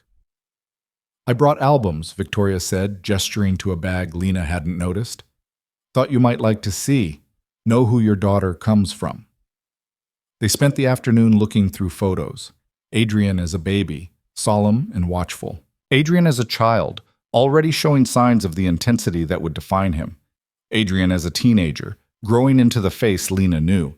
And then photos of a man Lena assumed was his father, same build, same coloring, but with eyes that held something colder than anything she'd ever seen in Adrian's face. Thomas Falcone, Victoria said, her voice carefully neutral. Adrian's father, my husband. Adrian said you have strong opinions about him. Victoria's smile was sad. I loved him. That's what made it so terrible. He loved me too, in his way. But he never saw me as separate from himself, never understood that love doesn't mean ownership. She looked at Lena directly. Adrian is trying very hard not to make the same mistakes. I hope you'll give him the chance to prove it. Why do you care? Lena asked. If he hurt me before, if he forced me here, why are you on his side? I'm not on his side, Victoria said gently. I'm on Isla's side. And Isla needs both her parents to figure out how to coexist, even if they can never be together the way Adrian might wish. She paused. But I'm also a mother who watched her son destroy himself for 7 months thinking he'd lost you, who saw him become someone I barely recognized, and who's now watching him try desperately to be better. That's worth something, Lena. Not forgiveness necessarily, but acknowledgement. Isla began to fuss, and Lena took her back, settling into the familiar routine of feeding and soothing. Victoria watched with the fond attention of a grandmother. He hasn't asked to see her today, Lena said quietly. I thought he'd be here constantly. He's giving you space. I told him to. Victoria's expression was knowing. Adrian's instinct is to be present for everything, to control every variable, but I reminded him that smothering you would only push you away. So he's trying to be patient. Is he still watching, even here? The estate has security, if that's what you mean, but Adrian isn't monitoring your movements or listening to your conversations. He's in the West Wing, working, probably going out of his mind wanting to check on you, but respecting the boundaries you set. Victoria stood, smoothing her elegant dress. You should know, Lena, you have more power here than you think. Adrian will do almost anything to keep you comfortable, to keep you here. Use that leverage. Test those boundaries. See what happens when you push. After Victoria left, Lena thought about those words. Test the boundaries. See what happens when you push. That evening, after Isla was asleep in the beautiful nursery, Lena made a decision. She rang for Margaret. I'd like to have dinner in the main dining room, she said, and I'd like Mr. Falcone to join me. Margaret's expression didn't change, but Lena thought she saw approval in the older woman's eyes. Of course.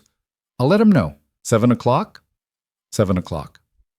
At 6:45, Lena stood in her closet trying to decide what to wear. Everything fit perfectly, which was somehow worse than if things had been wrong. She chose simple black pants and a soft sweater, comfortable but put together. Not trying too hard. Not giving him anything.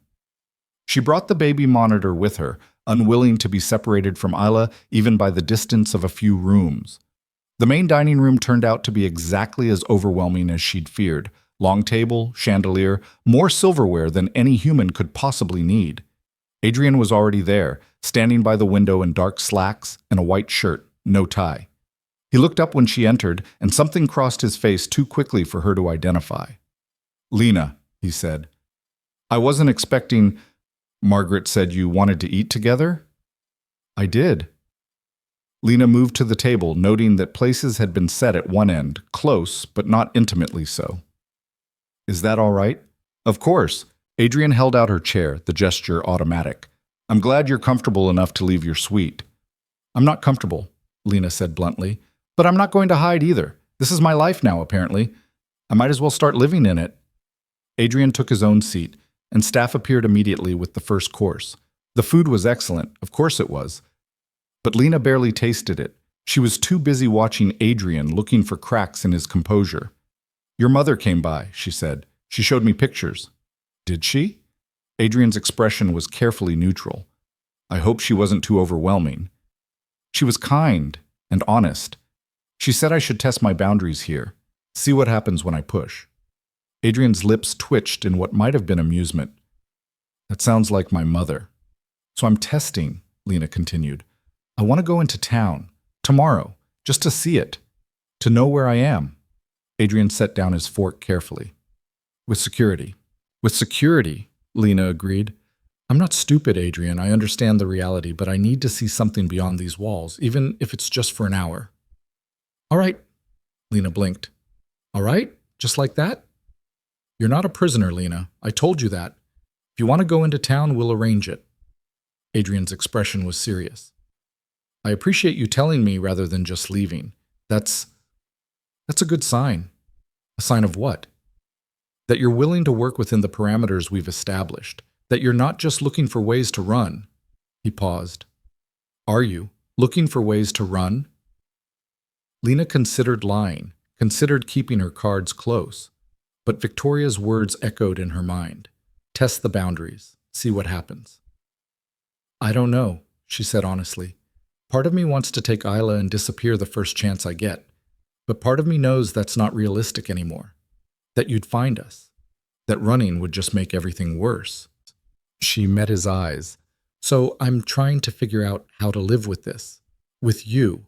With all of it. Adrian nodded slowly. That's fair. And honest. Thank you.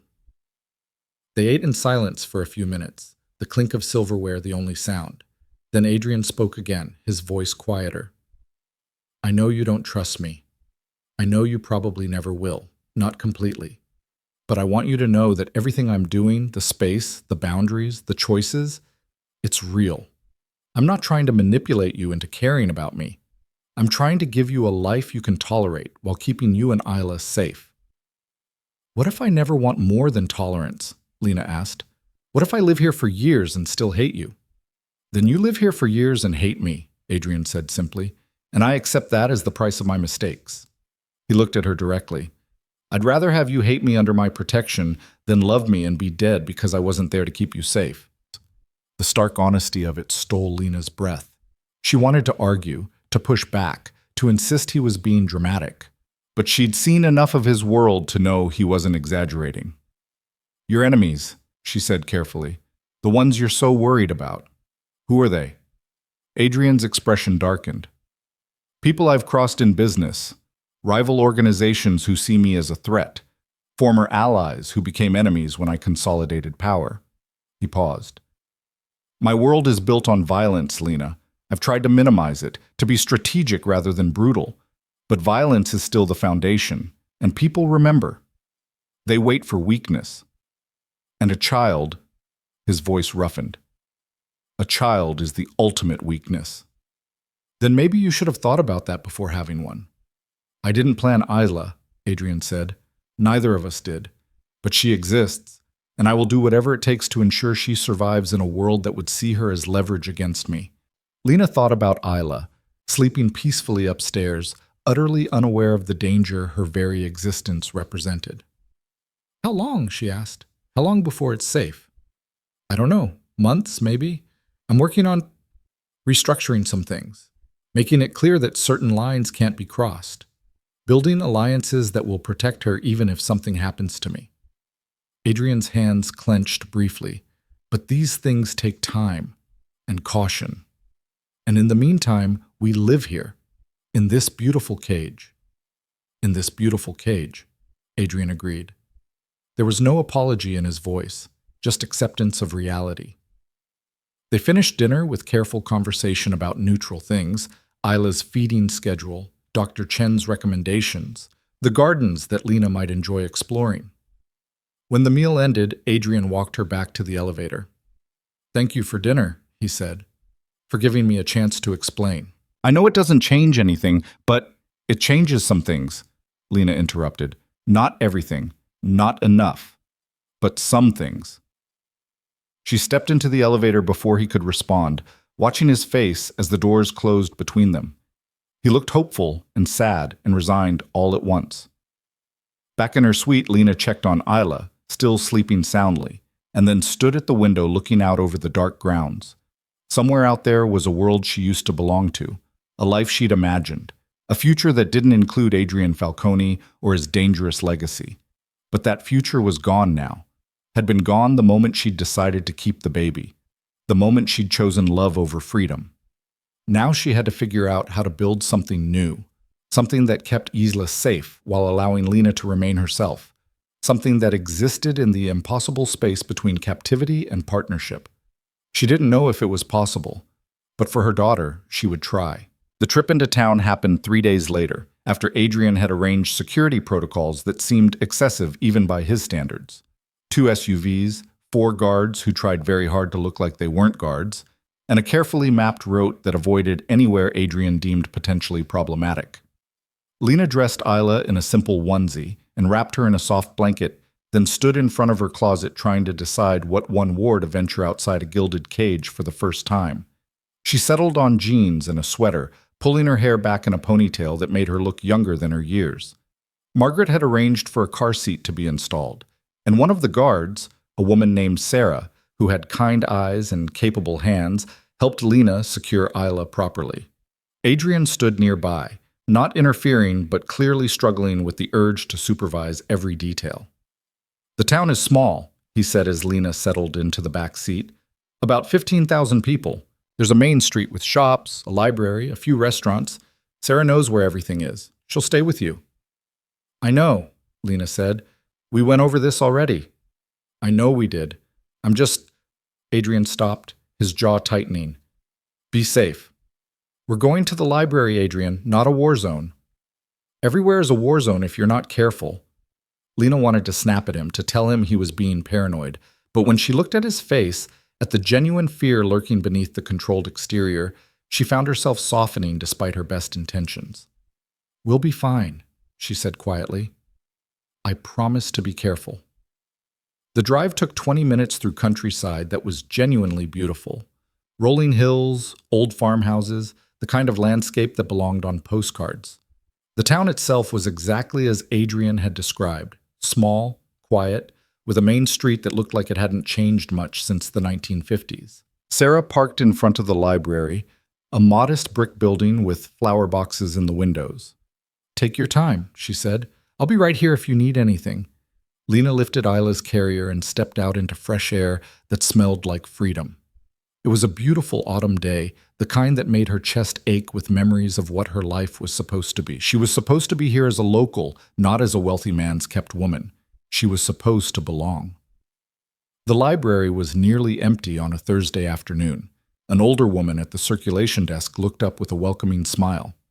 "Can I help you find something?" she asked. "Just browsing," Lena said. "Is it all right if I bring the baby in?" "Of course. How old?" "Almost 2 weeks." The woman's face softened. "Oh, congratulations. First one?" "Yes." "They're a blessing. Exhausting, but a blessing." She gestured around the small space. "We've got a decent parenting section if you need any resources.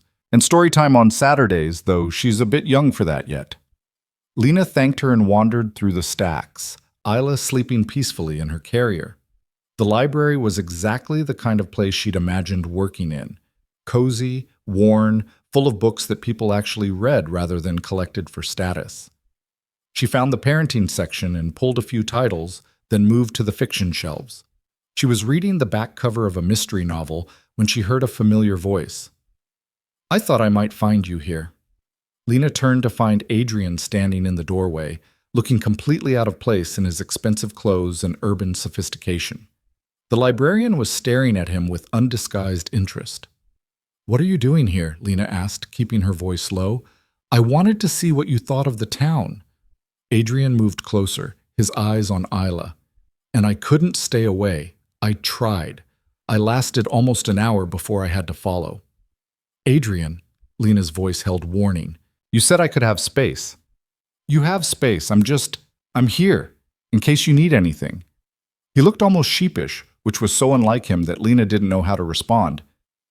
"This is not space," she said. "This is hovering. I know. I'm sorry. I'll go." But he didn't move. Instead, he looked around the library with genuine interest. "This is nice. Quieter than I expected." Despite herself, Lena felt a small smile tugging at her lips. "You've never been in a small-town library before, have you?" No, Adrian admitted.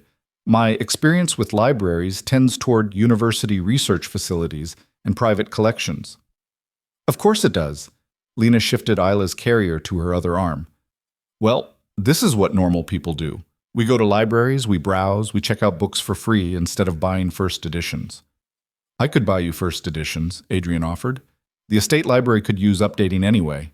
That's not the point. Lena moved toward the mystery section. The point is being able to do something ordinary, something that's mine. Adrian was quiet for a moment, watching her scan the shelves. Then he spoke, his voice softer than before.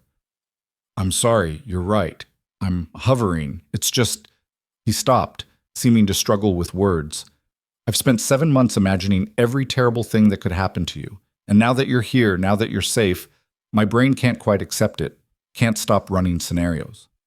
Lena looked at him, really looked at him, saw the tension in his shoulders, the shadows under his eyes, the way his hands kept clenching and unclenching at his sides. He wasn't trying to control her. He was genuinely terrified. Nothing is going to happen to us at the library, she said gently. I know that. Logically, I know that. But logic and fear don't always align. The librarian appeared at the end of the aisle, clearly trying not to stare. Do you folks need any help finding anything? No, thank you, Lena said. Then, surprising herself, she gestured to Adrian.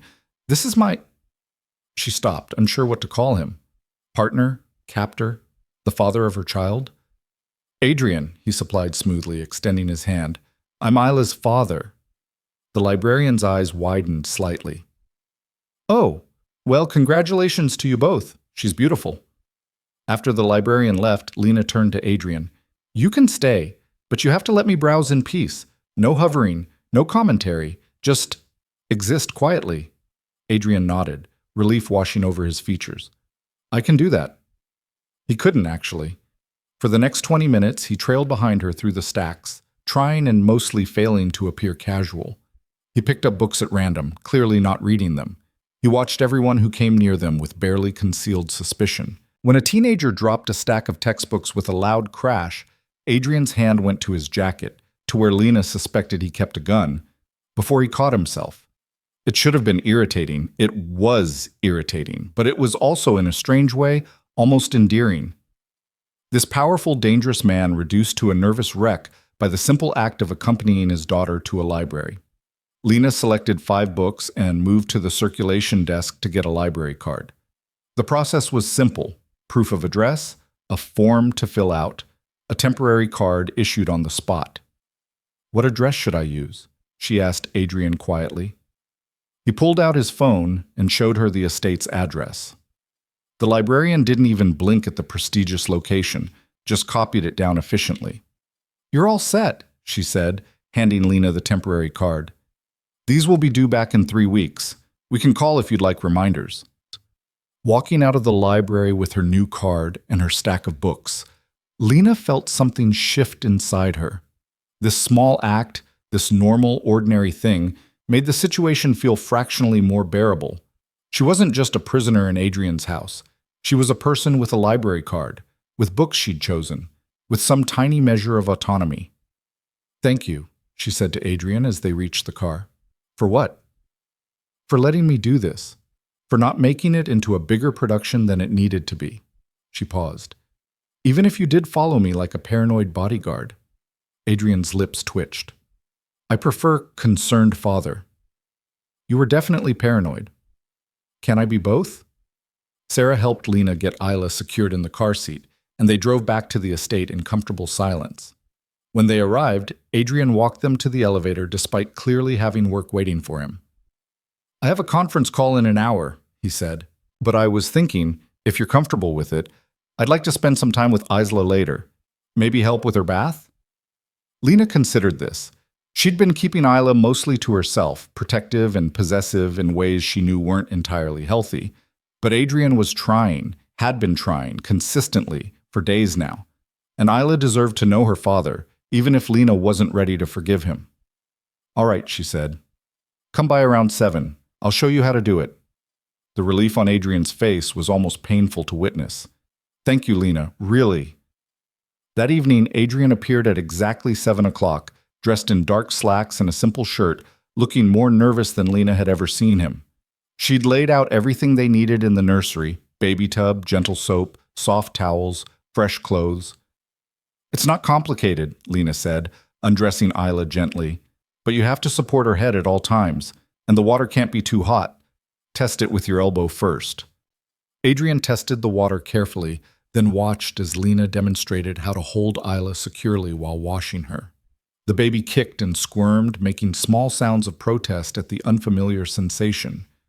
"Your turn," Lena said, lifting Isla from the water and wrapping her in a towel. What if I drop her?" "You won't drop her. Just support her head and keep a firm grip." Adrian took Isla with the same careful attention he brought to everything, his large hands gentle as he cradled her against his chest. The baby looked impossibly small in his arms, fragile and perfect and utterly dependent. "Hello, sweetheart," Adrian murmured, his voice softer than Lena had ever heard it. "Let's get you clean." He washed Isla with painstaking care, checking the water temperature obsessively, moving with glacial slowness to ensure he didn't startle her. When the baby began to cry, he looked panicked, until Lena reminded him that babies just cried sometimes. It didn't mean he was doing anything wrong. "She's fine," Lena said. "She just doesn't like being cold and wet. Finish up and we'll get her dressed." Adrian rinsed Isla quickly and handed her to Lena for drying. Then he watched, clearly trying to memorize every step, as Lena dressed the baby in a fresh onesie and swaddled her snugly. "You make it look easy," Adrian said. "It's not easy. I'm just learning as I go, same as you." Lena settled into the rocking chair with Isla. "But you did well. She survived her first bath with Daddy." Adrian's expression at the word Daddy was complex, pleased and pained all at once. Would you mind if I stayed? Just for a little while?" Lena gestured to the second chair she'd had brought in. "Sit, but be quiet. She needs to settle before bed." Adrian sat, and they fell into silence, broken only by Isla's soft suckling sounds as she nursed. Through the window, Lena could see the sun setting over the gardens, painting everything gold and amber. It was peaceful in a way that made her chest ache. "I could get used to this," Adrian said quietly. "Don't." "Why not?" "Because this doesn't change anything between us. You can be Ila's father without being—" Lena stopped, searching for words. "Without us being anything more than two people raising a child together." "I know that." Adrian's voice was careful. "I'm not asking for more than you can give, Lena. I'm just acknowledging that sitting here, watching you with our daughter, it's more than I thought I'd ever have. I'm grateful for it." Lena didn't know what to say to that, so she said nothing. They sat in comfortable silence until Isla fell asleep, and then Lena rose to put her in the crib. "I should go," Adrian said, standing as well. "Let you rest." But at the door he paused. "Lena, thank you for letting me be part of this, for not shutting me out completely. I know I don't deserve it." "No," Lena agreed. "You don't. But Isla deserves a father who's present, so I'm trying." After he left, Lena stood in the nursery doorway watching Isla sleep. The baby looked so peaceful, so utterly unconcerned with the complicated dynamics of her parents' relationship. In her world, all that mattered was being fed, being warm, being loved. Lena envied that simplicity. The days that followed fell into a rhythm that was almost comfortable. Mornings were Lena's, quiet time with Isla, breakfast in her suite, sometimes a walk through the gardens if the weather was nice. Afternoons brought visits from Victoria, who had taken to stopping by most days with books or small gifts or just company. Evenings were when Adrian appeared, always asking permission, always respectful of boundaries, to spend time with his daughter. He was learning Isla's patterns, her preferences, her moods, learning how to soothe her when she cried, how to hold her so she'd sleep, how to change a diaper without making a disaster of it. And Lena watched him learn, watched him transform from a dangerous criminal into a surprisingly competent father. It was disconcerting.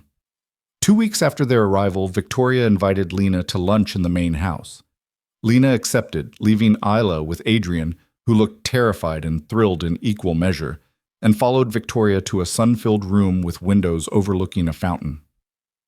This was my favorite room when I lived here, Victoria said, settling into a chair. Before Thomas died and I moved to the city, I used to have tea here every afternoon. You lived here? Lena asked, surprised. For almost 30 years. This was the Falcone family estate long before Adrian made it his primary residence. Victoria smiled sadly. I have a lot of memories in these walls. Not all of them good, but enough good ones to make leaving difficult. Lunch was simple and delicious, served by staff who knew exactly when to appear and when to make themselves scarce. Lena found herself relaxing despite her intention to stay guarded. You're doing well, Victoria observed. Better than I expected, honestly. What were you expecting? More fighting, more resistance. Adrian said you were stubborn. I thought there'd be more conflict. Victoria's expression was knowing. Instead, you're adapting, finding ways to make this work. That takes strength, Lena. Or weakness, Lena said bitterly. Maybe I'm just giving up. There's a difference between giving up and making strategic choices. Victoria set down her fork. You're choosing to make the best of an impossible situation for your daughter's sake. That's not weakness, that's love. Lena's throat tightened. I keep waiting for the other shoe to drop, for Adrian to show his true colors again, to start making demands, imposing rules, taking away the small freedoms he's given me. And if he does, then I'll know I was right not to trust him. Victoria was quiet for a moment, her fingers tracing the rim of her water glass. Can I tell you something about my son? Something I've never told him? Lena nodded. When he was 8 years old, his father took him to one of his business meetings. A negotiation that went badly. There was violence. Nothing that directly threatened Adrian, but he saw it. Saw what his father was capable of. Victoria's voice was soft, distant. He came home that night and told me he never wanted to be like Thomas, that he was going to be different, better. I told him that was wonderful, that I was proud of him. She paused, her expression sad. But Thomas overheard, and he sat Adrian down and explained that being different, being soft, would get him killed in their world. That the only way to survive was to be harder than everyone else, more ruthless, more willing to do what needed to be done. Victoria met Lena's eyes. Adrian believed him. He spent the next 20 years becoming exactly what his father said he needed to be. And by the time he realized he hated what he'd become, he didn't know how to be anything else. Lena processed this, trying to reconcile the image of a gentle 8-year-old with the man who'd tracked her across state lines. Why are you telling me this? She asked. Because I think that scared little boy is still in there somewhere, still trying to figure out how to be different. And I think you might be the only person who can help him find that version of himself again. Victoria's voice was gentle but firm. I'm not asking you to forgive him. I'm not even asking you to like him. But maybe, if you can, try to see him as more than just the monster you've made him into. He's complicated, Lena, just like we all are. A cry came through the baby monitor Lena had brought with her. Both women looked at it simultaneously. That's the I'm wet and offended about it cry, Lena said, standing. You can already tell the difference? Victoria asked, impressed. After 2 weeks of listening to nothing else, you develop an ear for it. They walked back to Lena's suite together, where they found Adrian pacing with Isla, looking genuinely distressed. I changed her, he said immediately when he saw Lena. And I fed her the bottle you left. But she won't stop crying. Lena took Isla and checked her diaper, indeed changed, and competently. She felt the baby's forehead, no fever, checked her clothing, nothing pinching or uncomfortable. Then she simply held Isla close, swaying gently, and the crying gradually subsided. What did I do wrong? Adrian asked, clearly frustrated with himself. Nothing, Lena said. Sometimes she just needs to cry it out, or sometimes she just wants comfort. There's no formula, Adrian. You just have to learn to read her. How long does that take? I don't know. I'm still learning too. Victoria watched this exchange with barely concealed pleasure, then excused herself with the excuse of an appointment. After she left, Adrian lingered in the doorway. I'm sorry, he said. I thought I could handle 2 hours alone with her. I didn't mean to. Adrian, Lena interrupted him gently. You did fine. She's fed, changed, and healthy. The fact that she cried doesn't mean you failed. It just means she's a baby and babies cry. I feel like I'm constantly failing. Welcome to parenthood. Lena settled into the rocking chair with Isla. It's basically just a series of small failures interspersed with moments where you accidentally do something right. Adrian's lips twitched. That's not very encouraging. It's honest. Lena looked at him directly. You're trying, Adrian. I can see that. And for what it's worth, I think you're doing better than you give yourself credit for. The compliment, if it could be called that, seemed to catch him off guard. Thank you, he said quietly. That means more than you know. He left shortly after, and Lena sat alone with Isla, thinking about Victoria's story. About the scared 8-year-old who'd tried to be different and been taught that different meant dead. About the man who'd spent 20 years becoming someone he hated. She didn't want to feel sympathy for Adrian, didn't want to understand him or see him as human. It was easier when he was just a villain, just a threat, just the man who'd taken her freedom. But understanding was creeping in despite her resistance. And with understanding came the terrifying possibility that maybe, just maybe, he could actually change. That night, Lena dreamed of the library. But in the dream, she worked there, stamped books, helped patrons, lived a quiet life in a small town with Isla growing up surrounded by stories. Adrian appeared at the edge of the dream, watching but not interfering, and when she woke, she couldn't decide if his presence had been comforting or haunting. In the morning, she found a note slipped under her door. Adrian's precise handwriting, just 3 lines. I know this isn't the life you wanted. I know I'm not who you would have chosen, but I'm trying to give you whatever pieces of that life I can.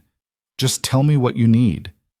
Lena held the note for a long time, Isla sleeping peacefully in her arms, and tried to figure out what she needed.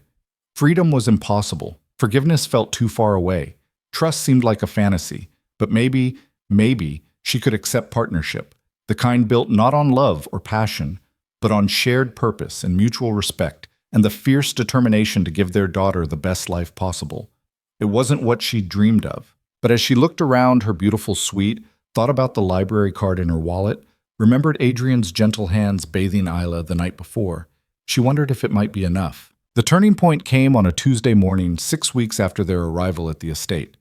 Lena woke to find Adrian standing in her doorway, his face drawn with tension she hadn't seen since those first days at the hospital. What's wrong? She asked immediately, her arms tightening around Isla, who was still asleep beside her. We need to talk, Adrian said. Downstairs. Victoria's already here. The formality in his voice sent ice through Lena's veins. What happened? Please, just get dressed and come down. I'll explain everything. He left before she could ask more questions, and Lena dressed quickly, her hands shaking as she changed Isla and gathered what she needed. Whatever had happened, it was serious enough to bring that look back to Adrian's face, the one that reminded her he was dangerous, that his world was violent, that her safety had always been conditional. She found them in Adrian's study, a room she'd never entered before. It was masculine and intimidating, all dark wood and leather, with floor-to-ceiling bookshelves and windows that overlooked the entire estate. Victoria sat in one of the chairs, her expression grave. Adrian stood by the window, his back rigid. Sit, Victoria said gently, gesturing to the chair beside her. Lena sat, holding Isla like a shield. Someone tell me what's going on. Adrian turned from the window, and Lena saw something in his eyes that terrified her. Not anger, not calculation, but genuine fear. One of my business associates discovered Isla's existence, he said without preamble. A man named Vincent Russo. He's been asking questions, making inquiries. And this morning his people were spotted in town, near the library. Lena's blood turned to ice. How did he find out? I don't know yet. I'm working on it. Adrian's jaw was tight. But the fact that he knows means others will know soon. The protection I was trying to build, the arrangements I was making, they're not ready. We're exposed. What does that mean? Lena asked, though she already knew the answer. It means we need to make a decision. Now. Today. Adrian moved closer, his expression intense. I can keep you safe, Lena, but only if you let me. Only if you stop fighting me on this. I haven't been fighting you, Lena protested. You've been keeping me at arm's length, refusing to let this become real, refusing to commit to being part of this family in any meaningful way. Adrian's voice was harsh, desperate. And I understand why. I do. But Vincent Russo doesn't care about your feelings or your autonomy. He only cares that you and Isla are leverage.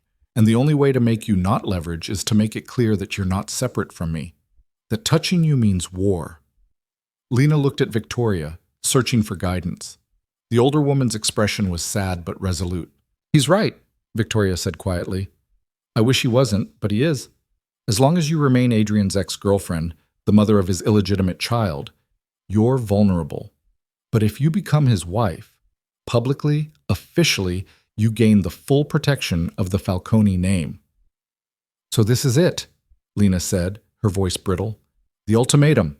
Marry him, or risk Isla's safety. It's not an ultimatum, Adrian said, and Lena heard the pain in his voice. It's reality. I know you hate me for it. I know you'll probably always hate me. But I'm begging you, Lena, let me protect you the only way I know how. Isla began to fuss, picking up on Lena's tension. Lena soothed her automatically, her mind racing.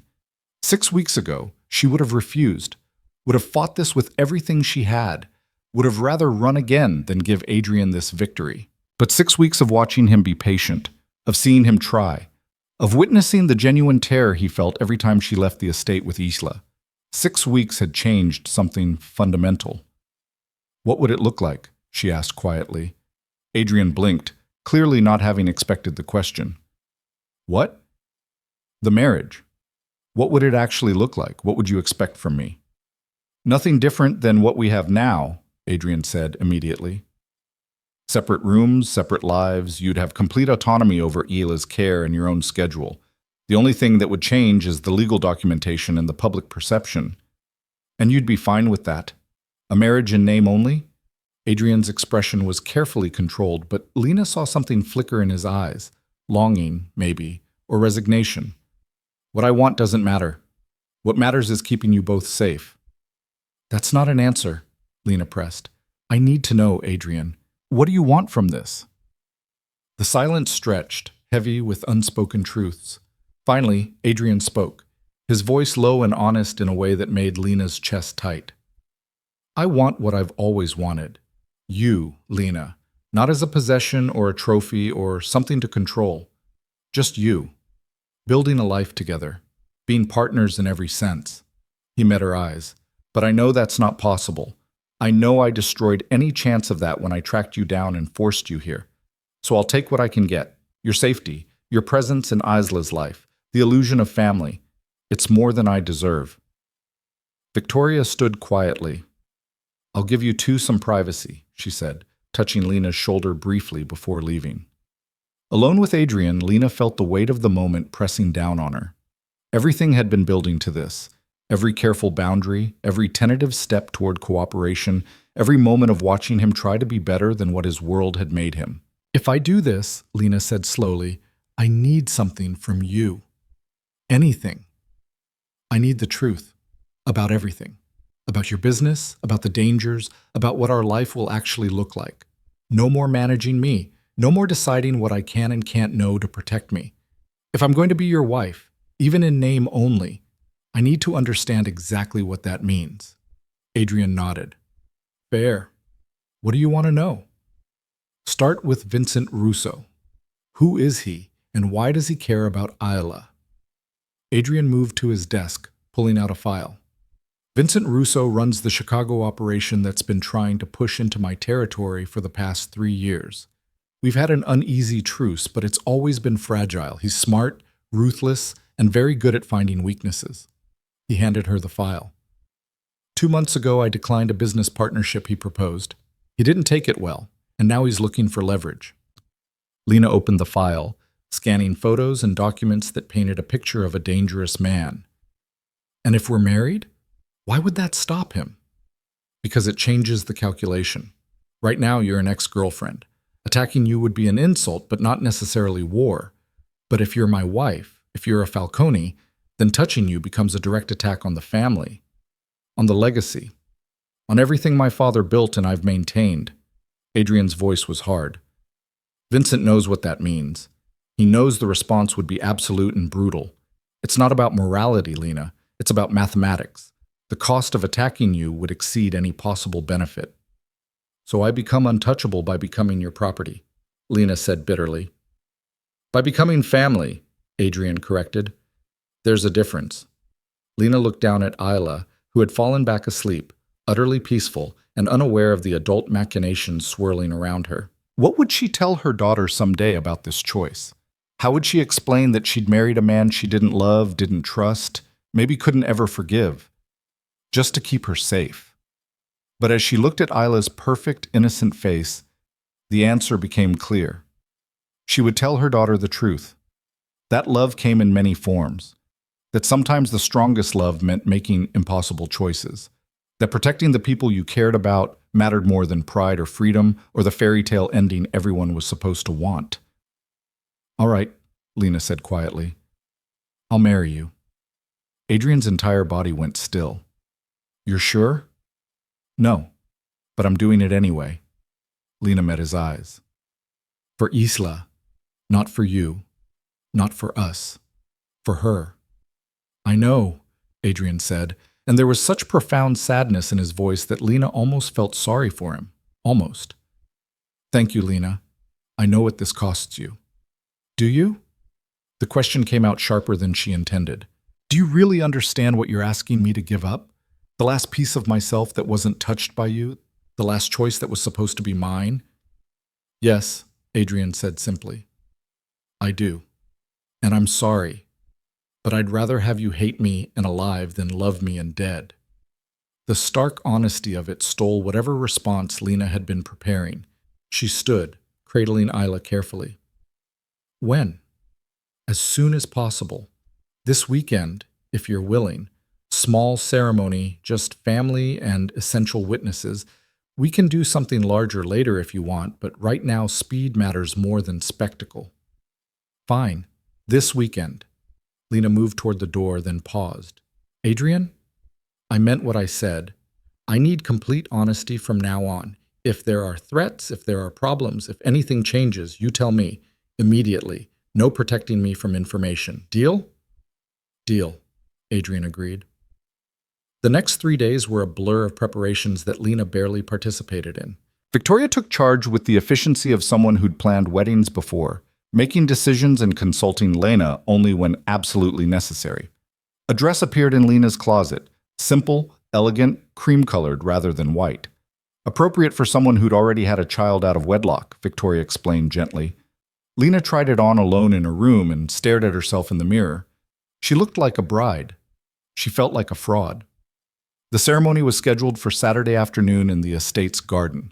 The guest list was minimal: Victoria, Dr. Chen, Margaret, and a few key staff members, and 2 of Adrian's business associates who needed to witness it for political reasons. No one from Lena's old life, because that life had been erased the moment she'd agreed to this. On Friday night, Victoria came to Lena's suite with 2 glasses of wine and a knowing expression. Drink, she commanded, handing one to Lena. You look like you need it. Lena took a sip, grateful for the warmth. I'm making a mistake, aren't I? That depends on how you define mistake. Victoria settled into one of the comfortable chairs. Are you marrying for love? No. Are you marrying under ideal circumstances? Absolutely not. But are you making the best choice available to protect your daughter? Yes. That's supposed to make me feel better? It's supposed to give you perspective. Victoria swirled her wine thoughtfully. I married Thomas Falcone when I was 22. I was desperately in love with him. Thought he hung the moon, believed every promise he made about the life we'd build together. She smiled sadly. 5 years later, I understood what I'd actually married into. 10 years later, I'd accepted it. 15 years later, I'd stopped fighting it. And when he died, I felt relieved and guilty in equal measure. Why are you telling me this? Because you're starting where I ended. You already know what Adrian is. You already understand the darkness. You're making this choice with clear eyes and no illusions. Victoria leaned forward. That gives you power, Lena. Power I never had. Use it. Lena thought about this. What if I can't do it? What if I wake up every day hating him and hating myself for staying? Then you'll be miserable. But Isla will be safe, and sometimes that's the best we can hope for. Victoria paused. Though I suspect you might surprise yourself, Adrian is different with you than his father ever was with me.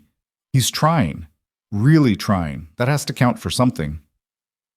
After Victoria left, Lena stood at the window looking out over the gardens where she'd be married in less than 24 hours. The grounds were beautiful, peaceful, utterly at odds with the turmoil in her chest. She heard a soft knock and turned to find Adrian in the doorway, holding Isla.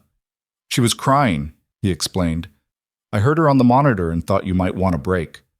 Lena gestured him in, surprised. You have a monitor in your room? I have monitors everywhere, Adrian admitted, settling into the rocking chair with Isla.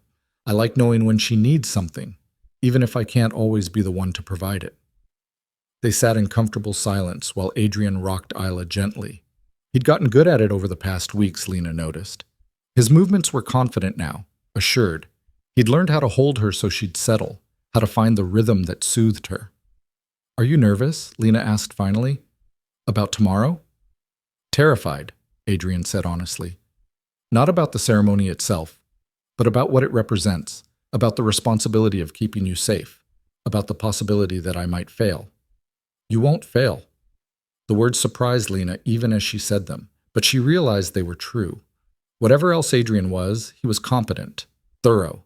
He would move heaven and earth to protect what he considered his. How can you be sure? Because I've watched you for 6 weeks. I've seen how you are with Isla, how you are with the security measures, how you triple-check everything and plan for contingencies I'd never even consider. Lena paused. You're a lot of things, Adrian, but careless isn't one of them. Adrian looked at her with something like wonder. That might be the nicest thing you've ever said to me. Don't get used to it. I won't. He stood carefully, still cradling Isla. I should let you sleep. Tomorrow will be long. But at the door he turned back. Lena, I know you're doing this for Isla. I know you don't owe me anything, but I want you to know that I'm going to spend every day trying to be worthy of this choice you're making, even if you never forgive me, even if you never see me as anything but the man who took your freedom. I'm going to try to be better. I know, Lena said softly. I've been watching you try. That's the only reason I'm doing this at all. Saturday dawned clear and beautiful, the kind of autumn day that belonged in paintings.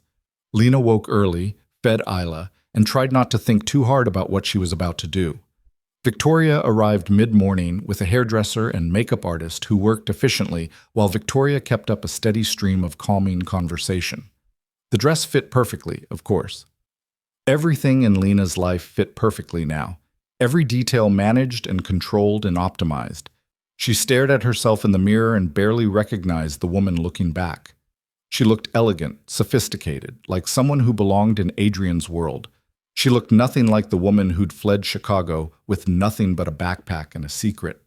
The ceremony itself was mercifully brief. The garden had been decorated simply. White chairs, flowers that complimented rather than overwhelmed.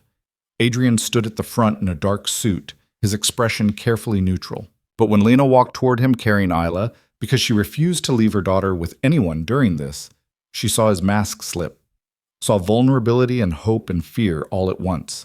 The officiant spoke about commitment and partnership and building a life together. The words sounded hollow to Lena's ears, a script that had nothing to do with the reality of their arrangement. But when it came time for vows, Adrian surprised her. I know this isn't what you wanted, he said quietly, just loud enough for her to hear. I know I'm not who you would have chosen, but I promise you this, Lena. I will protect you. I will protect Isla. I will give you every freedom I can while keeping you safe, and I will never stop trying to be better than what I've been. That's all I can offer, but it's yours for as long as you'll accept it. Lena's throat tightened. She hadn't prepared anything, hadn't expected to be moved, but looking at Adrian's face, at the sincerity there, the desperate hope, she found words anyway. I'm doing this for our daughter, she said clearly, but I'm also choosing to believe you can be the man you're trying to be. Don't make me regret that choice, Adrian. Don't prove me wrong. I won't, he promised, and Lena chose to believe him. The kiss that sealed their marriage was brief, chaste, nothing like the passionate embraces they'd shared in what felt like another lifetime. But it was honest, and maybe that was better. The small reception afterward was surprisingly pleasant. Victoria made toasts, Dr. Chen offered warm congratulations. Even Adrian's business associates seemed genuinely happy, though Lena suspected their happiness had more to do with political calculations than actual joy. As the sun began to set, the guests gradually departed, leaving Lena and Adrian alone in the garden, with Isla sleeping peacefully between them in a portable bassinet. "Well," Adrian said, "we're married." "We're married," Lena agreed. "Nothing has to change," Adrian said quickly. "I meant what I said. Separate rooms, separate lives. This was just paperwork, just protection." "I know." Lena looked at him carefully. "But Adrian, I don't want to spend the rest of my life hating you. That's exhausting, and it's not good for Isla." "What are you saying?" "I'm saying maybe we could try. Not to be in love or have some grand romance, but to be actual partners, to build something real instead of just coexisting." Lena paused, searching for the right words. "Your mother said something to me, that I'm starting with clear eyes, that I already know what you are. Maybe that's an advantage. Maybe we can build something honest instead of something based on illusions." Adrian stared at her like she'd offered him something precious and fragile. "Are you sure? Because I don't want to push you into anything else. You've given me so much already." "I'm not sure about anything," Lena admitted, "but I'm tired of fighting, and I think maybe you've earned a chance, a real one." "Thank you," Adrian said, and his voice was rough with emotion. "I won't waste it, Lena. I promise."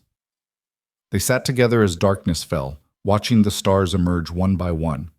It wasn't perfect. It wasn't the fairy tale ending Lena had once imagined. But as she looked at Adrian holding Isla with such careful devotion, as she thought about the library card in her wallet and the books on her shelf and the small freedoms he'd given her without being asked, she thought maybe it could be enough.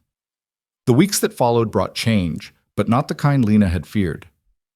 Adrian kept his promise about separate rooms, but they began taking meals together more often. They developed routines around Ila's care, Adrian handling morning duties while Lena slept in, Lena taking afternoons while Adrian worked, evening baths becoming a shared activity they both looked forward to. They talked more, not about love or feelings or the complicated history between them, but about Isla's development, about books they'd both read, about small observations and comfortable silences. Adrian asked Lena's opinion on business matters that didn't involve violence, and Lena found herself offering thoughts on strategies and negotiations. He listened, actually listened, and sometimes even changed course based on her input. The threat from Vincent Russo materialized into nothing. The marriage announcement had apparently sent exactly the message Adrian intended. Lena was untouchable now, protected by the full weight of the Falcone name and legacy. Other threats faded similarly. Being Adrian's wife was, it turned out, the best security money couldn't buy. 2 months after the wedding, Lena received an unexpected package, a letter from the county library offering her a part-time position. She stared at it in confusion until Adrian appeared in the doorway.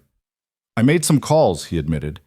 "Explained that you had extensive library science background and were looking for flexible work that could accommodate a new baby. They were interested." "You got me a job?" "I facilitated an opportunity. Whether you take it is entirely up to you." Adrian looked almost nervous. "I know you wanted to work there. I thought maybe having something that was yours, completely yours, not connected to me, might make this easier." Lena read the letter again, emotion clogging her throat. "Thank you," she managed. "You don't have to decide now. Think about it. But the offer's there if you want it." Lena started work 3 weeks later, just 2 mornings a week. Adrian arranged security so discreet that Lena barely noticed it, and having her own work, her own purpose beyond being a mother and wife, changed something fundamental.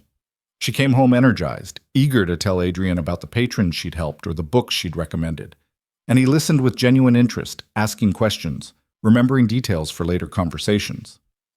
6 months after the wedding, on a quiet evening with Isla finally asleep after a particularly fussy day, Lena found herself in Adrian's study. He'd asked her opinion on a contract, and the discussion had evolved into something larger, a genuine conversation about ethics and strategy and the gray areas between right and wrong. "I'm thinking about transitioning some of the businesses," Adrian said suddenly, "moving away from the darker elements. It'll take years, and it's risky, But I want Isla to inherit something she can be proud of. Not just wealth, but a legacy that's built on something better than what my father left me. Lena studied his face. That's a big change. I know, and dangerous. People don't like change in this world, but he met her eyes. You were right back at the hospital. I do regret the choices that brought me here, and I can't undo them. But maybe I can make different choices going forward, build something different for our daughter. Our daughter, Lena repeated softly. The phrase still felt foreign, but less so than it had 6 months ago. Our daughter, Adrian confirmed. Who deserves better than growing up watching her father run criminal enterprises? Who deserves a father she can respect, not just fear? Lena moved closer, not quite touching, but near enough that she could see the fine lines of stress around his eyes, the gray that was starting to thread through his dark hair. You're not your father, Adrian. I've been watching, and you're really not. How can you be sure? Because your father never would have asked himself these questions, never would have considered changing, never would have given me space to hate him and still tried to earn something better. Lena paused. You're flawed and complicated and sometimes infuriating, but you're also trying to be better. That matters. Adrian reached out slowly, giving her time to pull away, and took her hand. His grip was warm, solid, careful. Are we going to be okay, Lena? Eventually? Lena didn't pull away. Instead, she squeezed his hand gently. I don't know, but I think we're already better than we were, and maybe that's enough for now. That night, after returning to her room, Lena wrote in the journal Adrian had given her months ago. She wrote about the library, about Isla's latest milestones, about the complicated process of building a life with someone she'd once fled from, and she wrote about hope, tentative, fragile, but real. A year after the wedding, Victoria threw a first birthday party for Isla that was both excessive and perfect. The guest list had expanded to include Lena's co-workers from the library, some of the locals she'd befriended, and a carefully selected group of Adrian's business associates. Isla, blissfully unaware of the significance, smashed cake into her hair with enthusiastic delight while the adults laughed and took photos. Watching Adrian crouch beside their daughter, helping her demolish her cake while getting thoroughly messy himself, Lena felt something shift in her chest. Not love. Not yet. Maybe not ever the way romance novels described it, but something warm and genuine. Partnership. Respect. The beginning of trust. That evening, after the guests had left and Isla was bathed and sleeping, Lena found Adrian on the terrace overlooking the gardens. He'd loosened his tie and rolled up his sleeves, looking more relaxed than she'd seen him in months. Good party, she said, joining him. Your coworker Linda is terrifying, Adrian said. She interrogated me about my intentions toward you like I was 17 and asking you to prom. Lena smiled. Linda's protective, but she likes you. She told me you seem like you're actually trying, which is high praise from her. I am trying. Adrian turned to face her. Every day. Is it working? Lena considered the question seriously. A year ago, she would have said no without hesitation. 6 months ago, she might have said maybe. But now, looking at the life they'd built, messy and imperfect and nothing like what she'd planned, she found a different answer. Yes, she said quietly. It's working. We're working. Not perfectly, but we're getting there. Adrian's expression transformed with relief and joy and something deeper. Can I kiss you?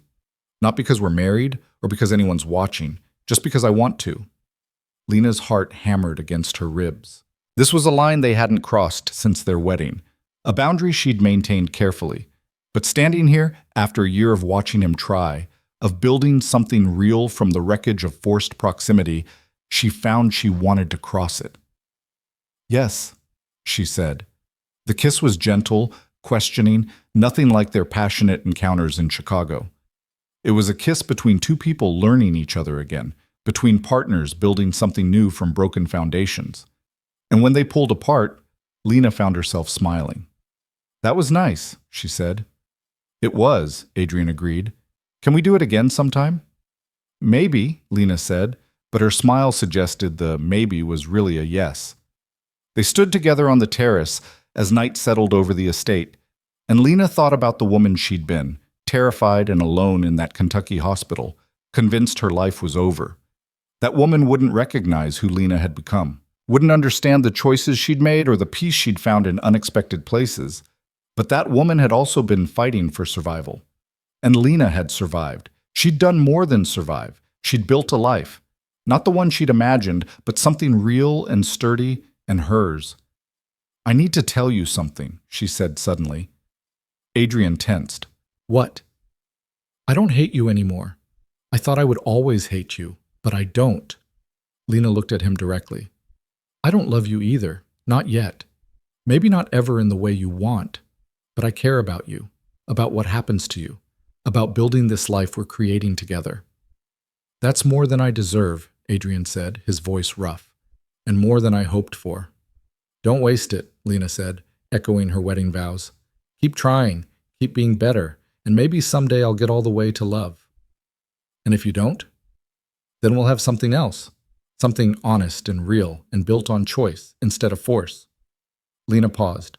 "I think that might be better anyway, more solid, less likely to break." Adrian pulled her closer, and this time Lena let herself lean into his embrace. They stood together looking out over the grounds, and Lena felt something she hadn't felt since the night she'd fled Chicago. Peace. It wasn't perfect. There were still hard days, still moments when she resented what Adrian had taken from her, still flashes of the life she might have had. But there were also good days. Days filled with Isla's laughter and Adrian's careful attempts at humor and the slow, steady building of something that felt surprisingly like home. 3 years after that first desperate hospital visit, Lena stood in the same garden where she'd married Adrian and watched Isla chase butterflies through the flowers. The little girl was fearless and joyful, utterly secure in the knowledge that she was loved and protected. Adrian appeared beside her, slipping his hand into hers with the easy familiarity of long practice. "She's fast," he observed. "She gets that from you," Lena said. "The stubbornness, too." "That's all you." They stood together in comfortable silence, watching their daughter play. The years had softened the sharp edges between them, transformed forced proximity into genuine partnership. They'd learned each other's patterns and quirks and boundaries. They'd built traditions and inside jokes, and a life that felt less like captivity with each passing day. "Do you ever think about what you gave up?" Adrian asked quietly. "The life you wanted in Kentucky?" "Sometimes," Lena admitted. "But then I look at what I have instead. The library work, Isla, you." She squeezed his hand. "It's different than what I imagined, but it's not less. Just different." "I love you," Adrian said. He'd started saying it 6 months ago, never demanding it back, just offering it freely. And this time, for the first time, Lena found she could say it back. "I love you too," she said, and meant it. Not the desperate, consuming passion of their early days in Chicago, but something steadier, something that had survived running and fear and impossible choices and emerged stronger for it. Adrian's entire face transformed with joy. "Really? Really?" Lena smiled. "It snuck up on me. I didn't plan it, didn't want it, but somewhere between partnership and respect and watching you be an amazing father, it happened." "Thank you," Adrian said, and Lena heard everything he meant beneath those 2 words. "Thank you for giving me a chance. Thank you for staying. Thank you for building this with me." Isla ran up to them, breathless and glowing. "Daddy, Mama, did you see? I almost caught one." "We saw, sweetheart," Lena said, crouching to her level. "You're getting faster every day." "Can we have cake for dinner?" Isla asked with the hopeful confidence of a 3-year-old who'd never been told no about anything important. "Not for dinner," Adrian said seriously, "but maybe after dinner." "Okay." Isla ran off again, already distracted by something new. Lena watched her go, this perfect child born from chaos and fear and impossible circumstances. "She's going to be extraordinary," she said. "She already is," Adrian agreed. "She has your strength and your stubbornness and your fierce heart, and your intensity and your intelligence and your terrible habit of thinking you can control everything." "That's a terrible habit," Adrian agreed, but he was smiling. They walked back toward the house together, Isla running ahead, the autumn sun painting everything gold. And Lena thought about the woman in that hospital room, terrified and alone, convinced her life was ending. If she could go back and tell that woman what was coming, the forced choices, the difficult compromises, The slow transformation of captor into partner and fear into love. She didn't know if that woman would believe it possible. But it had been possible. It had been hard and messy and nothing like a fairy tale. But it had also been real and honest and ultimately chosen. Because that was the truth Lena had learned through all of this. Even in circumstances beyond her control, even in choices forced upon her, she still had agency. She'd chosen to stay, chosen to try, chosen to build something real from impossible foundations. And she'd chosen love. Not the kind that came easily or without cost, but the kind that was earned through effort and patience and the daily decision to be better than yesterday. The kind that survived running and fear and everything that should have destroyed it. As they entered the house, their home, built on complicated history but solid with shared purpose, Lena realized she wouldn't change a single thing, not the fear or the flight or the forced return, because all of it had led here, to this moment, to this family, to this life that was imperfect and beautiful and entirely, wonderfully theirs. She hadn't hidden her child. She'd chosen the world she would grow up in, and it had been the right choice after all.